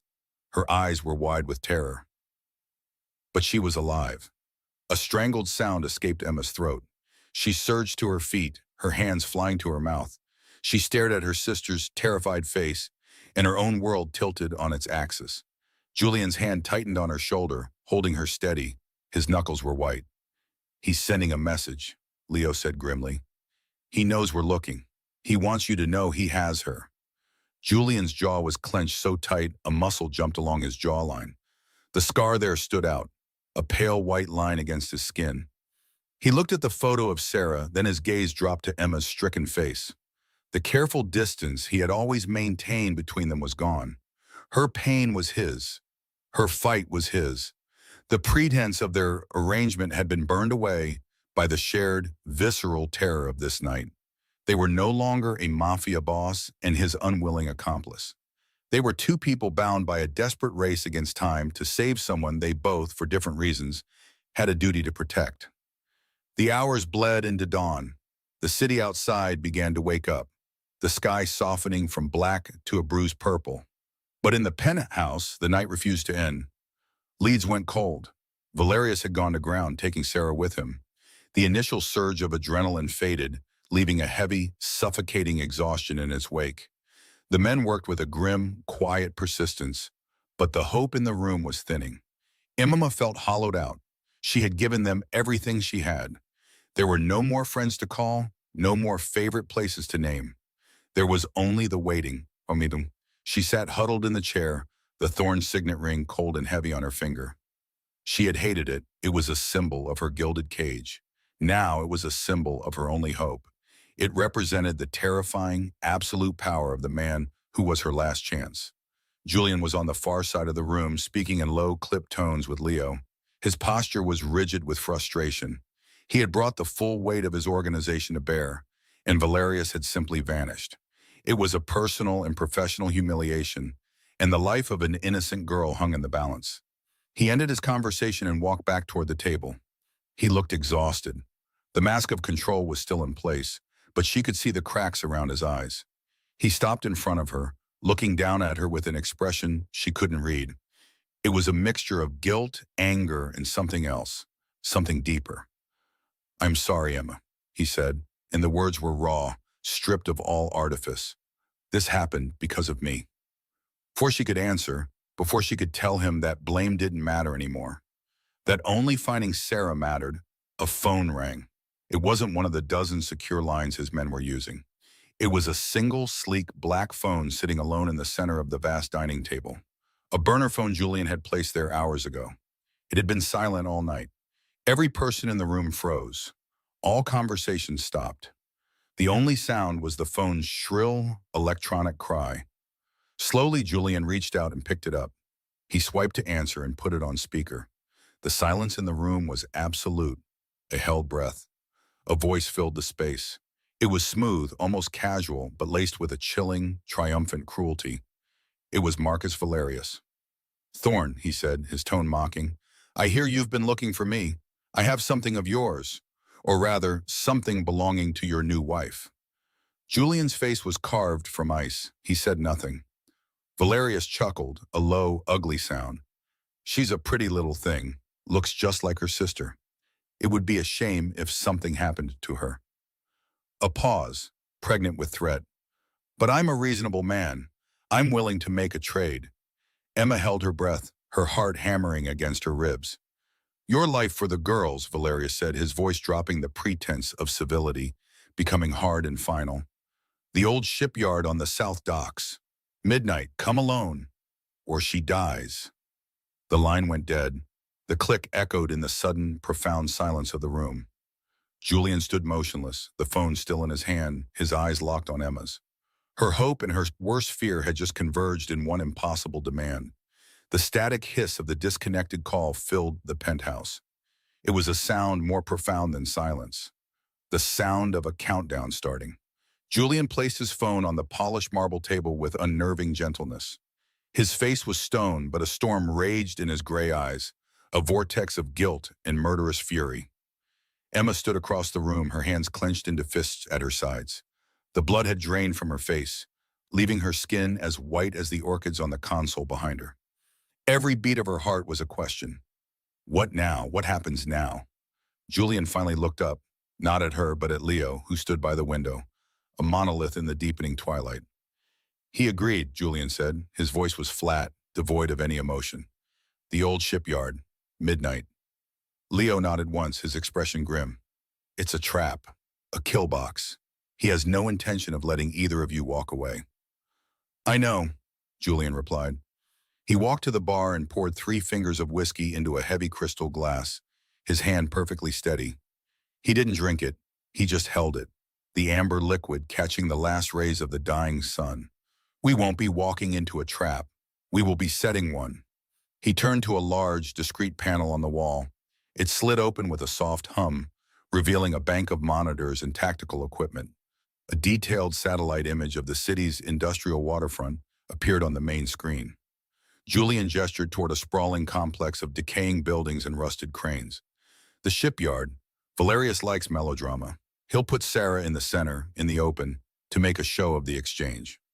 Leo stepped forward, his eyes already tracing lines on the screen. "He'll have shooters in the warehouses, sentries on the gantries, at least 24 men. He'll expect me to come alone," Julian continued, his voice dropping to a low, strategic hum. "And I will. The car will be clean. I will be unarmed. You will take a team of 12. Water access from the South Channel. Silent entry. No one moves until I give the signal." Emma listened, her breath caught in her throat. They spoke of it like a business plan, a hostile takeover of assets and liabilities. But the asset was her sister. The liability was Julian's life. The cold professionalism was more terrifying than any shouting would have been. Julian turned to her then, and for a moment the mask slipped. The pain in his eyes was so raw it was physical. "Emma, while we are gone, a car will take you to a private airfield. You will be on a plane before any of this begins. You will be safe." The words hit her like a slap. Safe. The word was a mockery. "No," she said, her voice quiet but ringing with absolute certainty. The 2 men turned to look at her, surprised by her tone. "This is not a negotiation," Julian said, his voice hardening again. "No, it's not," Emma shot back, taking a step forward. Her fear was a live wire, but her anger was the insulation. "He has my sister, my family. You think I am going to run and hide in a golden cage while you go to get her? You think I can live with that?" Tears of fury pricked her eyes. "I am not another liability for you to manage, Julian. Not anymore." Leo looked from her to Julian, his disapproval a palpable force in the room. Sir, a civilian presence jeopardizes the entire operation. I won't be in the way, Emma insisted, her gaze locked on Julian. You said he'll have shooters in the warehouses, sentries on the gantries. You need eyes. You need someone who can see the whole board. I can do that. She thought of the countless nights she'd stayed up, watching over Sarah when she was sick as a child. She knew how to watch. She knew how to be vigilant. Julian stared at her, a long, unreadable silence stretching between them. He saw not the terrified woman from the hospital, but a soldier demanding her place on the front line. He saw the same unyielding strength that had made her lie for a stranger, the same fire that had made her tend to his wound after the ambush. Leaving her behind would not protect her. It would only break her spirit. She's right, Julian said finally, his voice rough. Leo looked at him, about to protest, but Julian raised a hand. Valerius will be watching me. He won't be watching for a woman on a watchtower 100 yards away. She will be our advantage. He turned back to Emma. But if you do this, you do exactly as I say. There is no room for error. Do you understand? I understand, she said, her chin high. The next hour was a blur of tense preparation. Leo, his face set in grim lines, fitted a tiny, flesh-colored communication device into Emma's ear. The feeling of the cold plastic against her skin was a violation, a permanent link to this violent world. He handed her a pair of military-grade binoculars and a small radio with a single button. Press this to talk. Don't speak unless you have a confirmed target. Yes or no answers only. No names. Understood? Emma nodded, her mouth too dry to speak. He unrolled a blueprint on the table and pointed to a tall, skeletal water tower at the northern edge of the shipyard. This is your position. It offers a clear line of sight to the main clearing and the rooftops of the 3 largest warehouses. The latter is on the east side, shielded from view. 2 of my men will get you into position. Once you are up there, you are on your own until it's over. Julian approached as Leo finished the briefing. He didn't say a word. He simply reached out and adjusted the collar of her jacket, his fingers brushing against her neck. The touch was brief, almost accidental, but it sent a jolt through her entire body. It was a gesture of startling intimacy in the middle of a war room. His gray eyes met hers, and in their depths she saw a silent, desperate promise. Get her back. I will get her back. The drive to the shipyard was silent and dark. Emma sat in the back of a black sedan, the binoculars heavy in her lap. The city lights blurred into streaks of neon and gold, a world away from the cold reality of her destination. They stopped in a dark alley a half-mile from the waterfront. 2 of Leo's men, dressed in black tactical gear, materialized from the shadows. This way, one of them murmured, leading her through a maze of dark, narrow streets that smelled of damp concrete and refuse. The shipyard was a graveyard of industrial ambition. Rusted cranes clawed at the night sky like skeletal fingers. The wind whistled through the broken windows of decaying warehouses, a mournful, lonely sound. The air was thick with the smell of salt, rust, and old, cold water. Emma's escort led her to the base of the water tower. The ladder is secure. Don't turn on any lights. Good luck, one of them whispered, before melting back into the darkness. Climbing the ladder was a nightmare. The cold metal rungs bit into her trembling hands. The wind tore at her, threatening to pull her from her precarious hold. With every foot she climbed, the caravan fell further away, and her own fear became a dizzying vertigo. But the image of Sarah's face, frightened and alone, pushed her upward. She finally hauled herself onto the narrow platform at the top, her body shaking with adrenaline and exertion. She lay flat on the cold metal, crawling to the edge.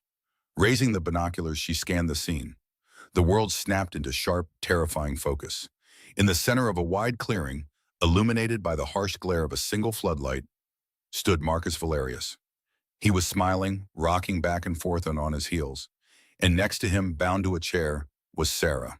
Her head was bowed, her shoulders slumped in defeat. 2 large men stood behind her. Emma's breath hitched, a sob catching in her throat. She forced it down, her knuckles turning white as she gripped the binoculars. You are his eyes, she told herself. Be his eyes. She methodically scanned the perimeter, her fear sharpening into a cold, focused rage. A flicker of movement in a second-story window of the warehouse to the east. She zoomed in, a man with a rifle.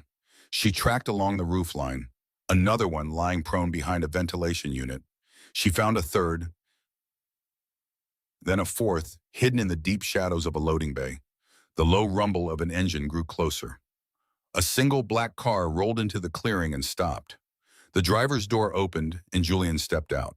He wore a dark coat, his hands empty and visible at his sides. He looked small and terribly alone as he began the long walk toward the floodlit circle. Suddenly the earpiece crackled to life. It was Julian's voice, a low murmur, meant only for her. Emma. Her heart leaped into her throat. She wanted to scream his name, to tell him to run. She pressed the button on her radio. Yes, she whispered, her voice trembling. He can't hear me, Julian's voice continued, a calm river flowing beneath the surface of the tense night. It's a low-frequency transmission. Only you can. He kept walking, each step measured, deliberate. I never intended for this to happen, for you to be drawn into this. He was about 50 yards from Valerius now. Emma could see Valerius's sneer through the lenses. When I made you that offer in the penthouse, Julian said, his voice softer now, almost raw, it was about strategy. It was about protecting my organization. It was a lie to serve a purpose. He paused, taking another step. It's not a lie anymore, Emma. The words struck her with the force of a physical blow. Tears blurred her vision, distorting the terrible scene below. She wiped them away fiercely with the back of her glove. This isn't about the deal. This is about you. It has been for a while now, he confessed into the darkness. If something goes wrong, get your sister. Leo will get you both out. Don't look back. Do you hear me? Yes, she breathed, the word a prayer. All right, he said, and the warmth was gone, replaced by ice. Talk to me. Where are they? Emma took a deep, shuddering breath and became his eyes. Warehouse A, second floor, window on the right, one shooter. The comm in her other ear, the one linked to Leo's team, gave a soft click of acknowledgement. Rooftop, warehouse C, prone, behind the large vent. Click. 2 men, ground level, behind the blue shipping container. Click. Valerius was talking now, his voice too distant to hear, but his gestures were wide and mocking. He pointed at Julian, then laughed. Julian stood motionless, listening. Emma kept her voice steady, a calm, precise litany of death. Gantry crane south side. 1 man. Click. She watched through the binoculars as a shadow detached from the base of the crane. A moment later, the man on the gantry slumped forward, disappearing from view. In the window of Warehouse A, the shooter vanished. It was a silent, horrifyingly efficient purge. One by one, the threats she identified were neutralized by ghosts she could not see. Valerius was growing agitated. His smile was gone. He was gesturing wildly, looking around at the silent warehouses. He knew. He knew something was wrong. He barked an order at one of the men behind Sarah, who pulled out a radio. He's calling for his men, Emma whispered urgently into the radio. He knows. Now, Julian said, his voice a blade of cold steel. Valerius spun around as he realized the trap. He drew a pistol with lightning speed and grabbed Sarah, pulling her from the chair to use as a shield. He pressed the muzzle of the gun to her temple. But Julian was already moving. He wasn't a man anymore. He was a force of nature, a blur of controlled violence covering the last 20 yards in a heartbeat. Valerius tried to turn, to aim, but Julian crashed into him. The impact was brutal. Emma saw the gun fly from Valerius's hands, skittering across the concrete. The fight was a whirlwind of dark shapes in the harsh light. It was not a brawl, it was a dismantling. Julian moved with a lethal grace, his strikes precise and devastating. He deflected a wild punch, twisted Valerius's arm, and a sharp crack echoed across the shipyard. Valerius screamed, a sound of pure agony. Julian swept his leg, and Valerius crashed to the ground. Before he could recover, Julian was on him, his knee on Valerius's chest, his hand gripping his throat. The other 2 guards, who had started to move towards Sarah, froze as Leo's team emerged from every shadow, weapons raised. It was over in less than 10 seconds. Julian didn't even look at his defeated rival as Leo's men hauled Valerius to his feet, binding his hands. He went straight to Sarah, who was crumpled on the ground, shaking uncontrollably. He knelt, cutting the ropes from her wrists with a small knife. He spoke to her in a low, calming voice, then gently helped her to her feet, shielding her face from the grim scene as he led her away from the clearing. Emma was already scrambling down the ladder, her legs weak and clumsy. She didn't feel the cold or the height. She just moved. She hit the ground running, sprinting across the cold, damp concrete. Sarah! Her sister's head snapped up, her eyes wide with terror, filled with disbelief and then overwhelming relief. Emma! They collided in a desperate, sobbing embrace, clinging to each other as if they were the only two people left in the world. Emma held her sister's face in her hands, checking for injuries, murmuring her name over and over. When she finally looked up, Julian was standing a few feet away, watching them. The lethal predator was gone. In his place was a man who looked profoundly weary, his shoulders slumped with a weight she was only just beginning to understand. His men were securing Valerius, their movements quiet and professional. The immediate danger had passed, leaving a hollow, ringing silence. Julian took a step toward her. His expression was pained, his eyes holding a universe of regret. "You're free," he said, and his voice was heavy, thick with an emotion he couldn't hide. "You and your sister will be safe. I'll give you anything you want. A new life, money, anything." He held her gaze, and in it, she saw his clear, heartbreaking expectation. He was giving her an escape. He was waiting for her to run. The cold air of the shipyard was thick with the scent of salt and rust, a sharp contrast to the metallic smell of gunpowder that still hung faintly in the air. Flashing blue and red lights painted the corrugated steel walls in frantic, silent strokes. Sarah was wrapped in a thick blanket inside one of Julian's cars, her small frame trembling, but safe. Leo's men moved with quiet efficiency, securing the area, their faces grim and unreadable. The chaos was over, but the world felt like it was holding its breath. Julian stood a few feet away, his silhouette stark against the harbor lights. His offer hung between them, heavy and absolute. "You're free. I'll give you anything you want." It was the sound of a cage door swinging open. It was the sound of an ending. He was giving her an escape, a clean break from the violence and the fear that had consumed her life. He was giving her back the world she had lost. He was doing the right thing, the honorable thing, and it felt like he was tearing her heart out. Emma's gaze shifted from Julian to the car, where her sister sat. Sarah was her world, her responsibility, the reason for every sacrifice she had ever made. And she was safe now, because of this dangerous, complicated man. He had descended into hell for her, for them. He had put his own life on the line, not for business, not for power, but for a girl he had never met, to right a wrong he felt he had caused.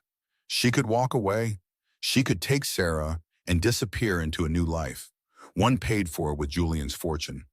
A life without looking over her shoulder, without the constant threat of violence. A quiet, normal life. It was everything she should have wanted.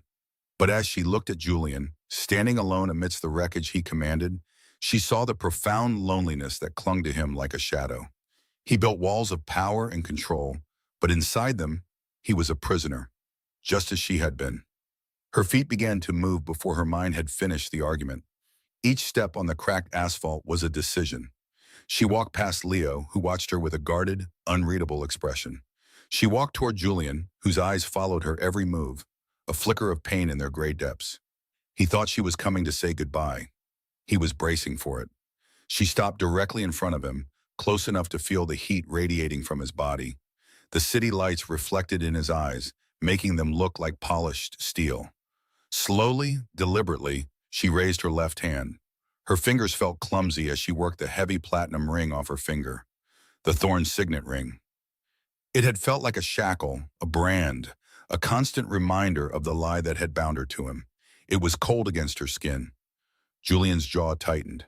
This was it, the final transaction. The return of his property, the severing of their contract. He held himself perfectly still, a statue of stoic resignation. But she didn't hand it to him. Instead, Emma reached for his hand. His fingers were stiff, resistant at first, but she took them with a gentle firmness. His skin was warm. She looked down at his powerful hand, the hand that had shielded her from bullets, the hand that had signed orders that ended lives. And with infinite care, she slid the signet ring back onto his finger. pushing it down to its rightful place at the base. It settled with a quiet finality.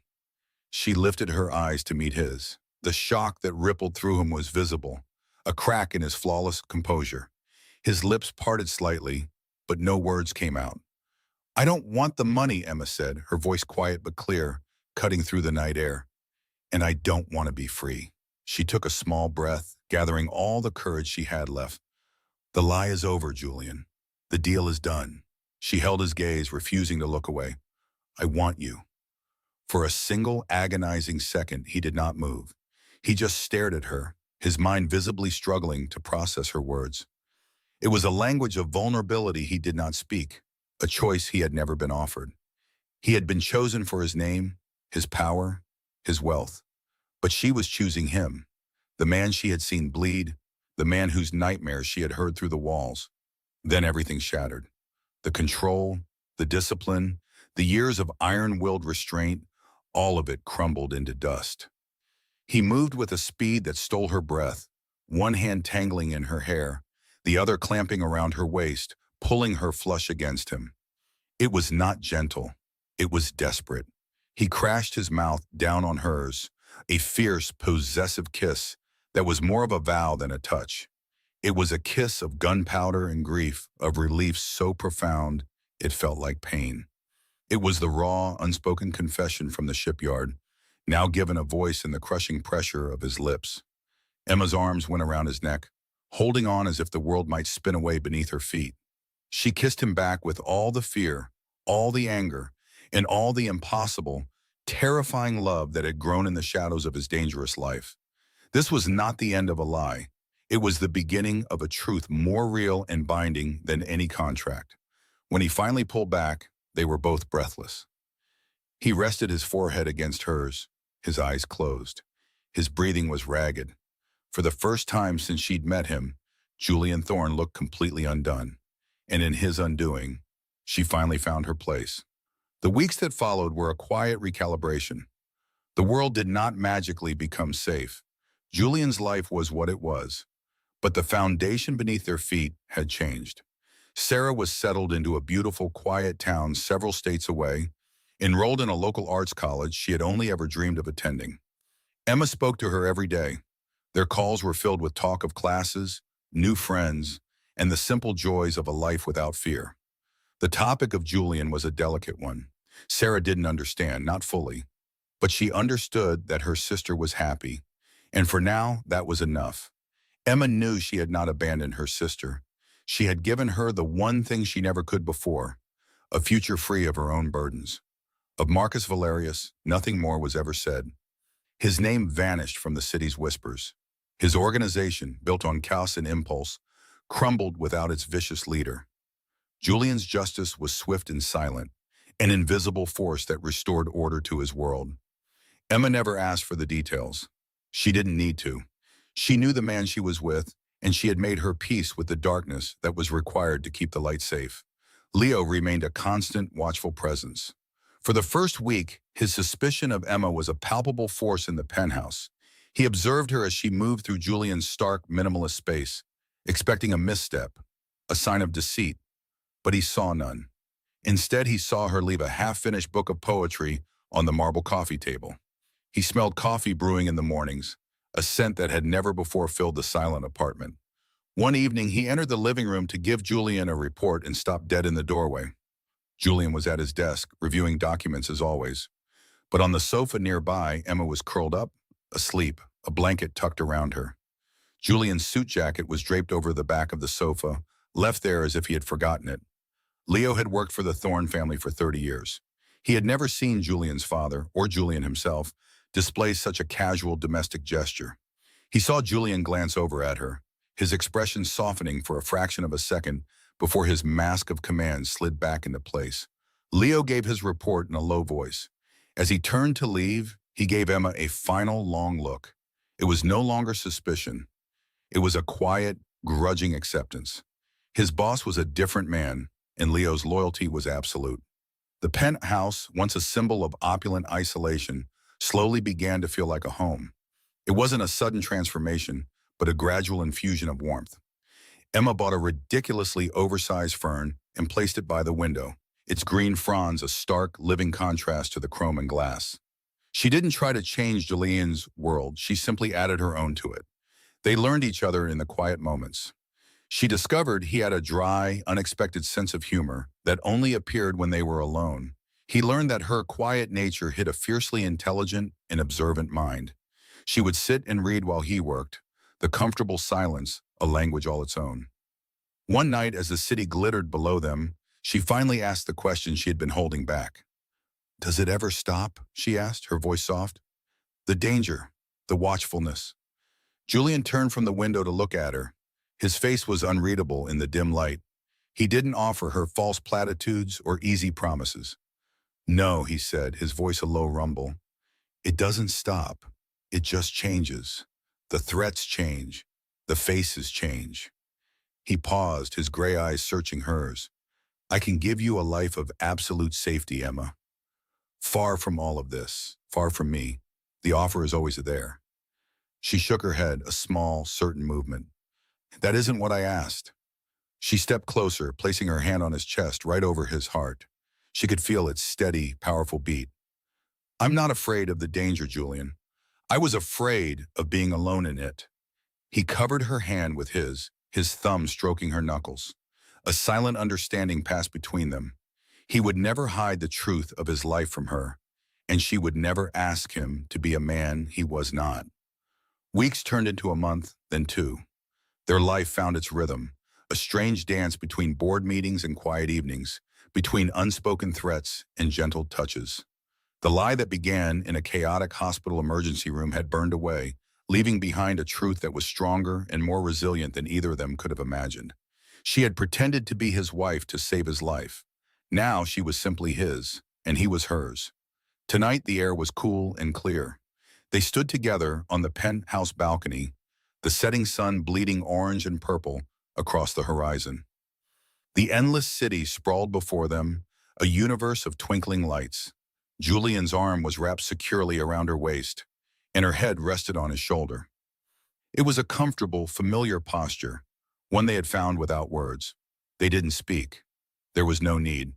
The silence was not empty. It was full of everything that had happened and everything that was to come.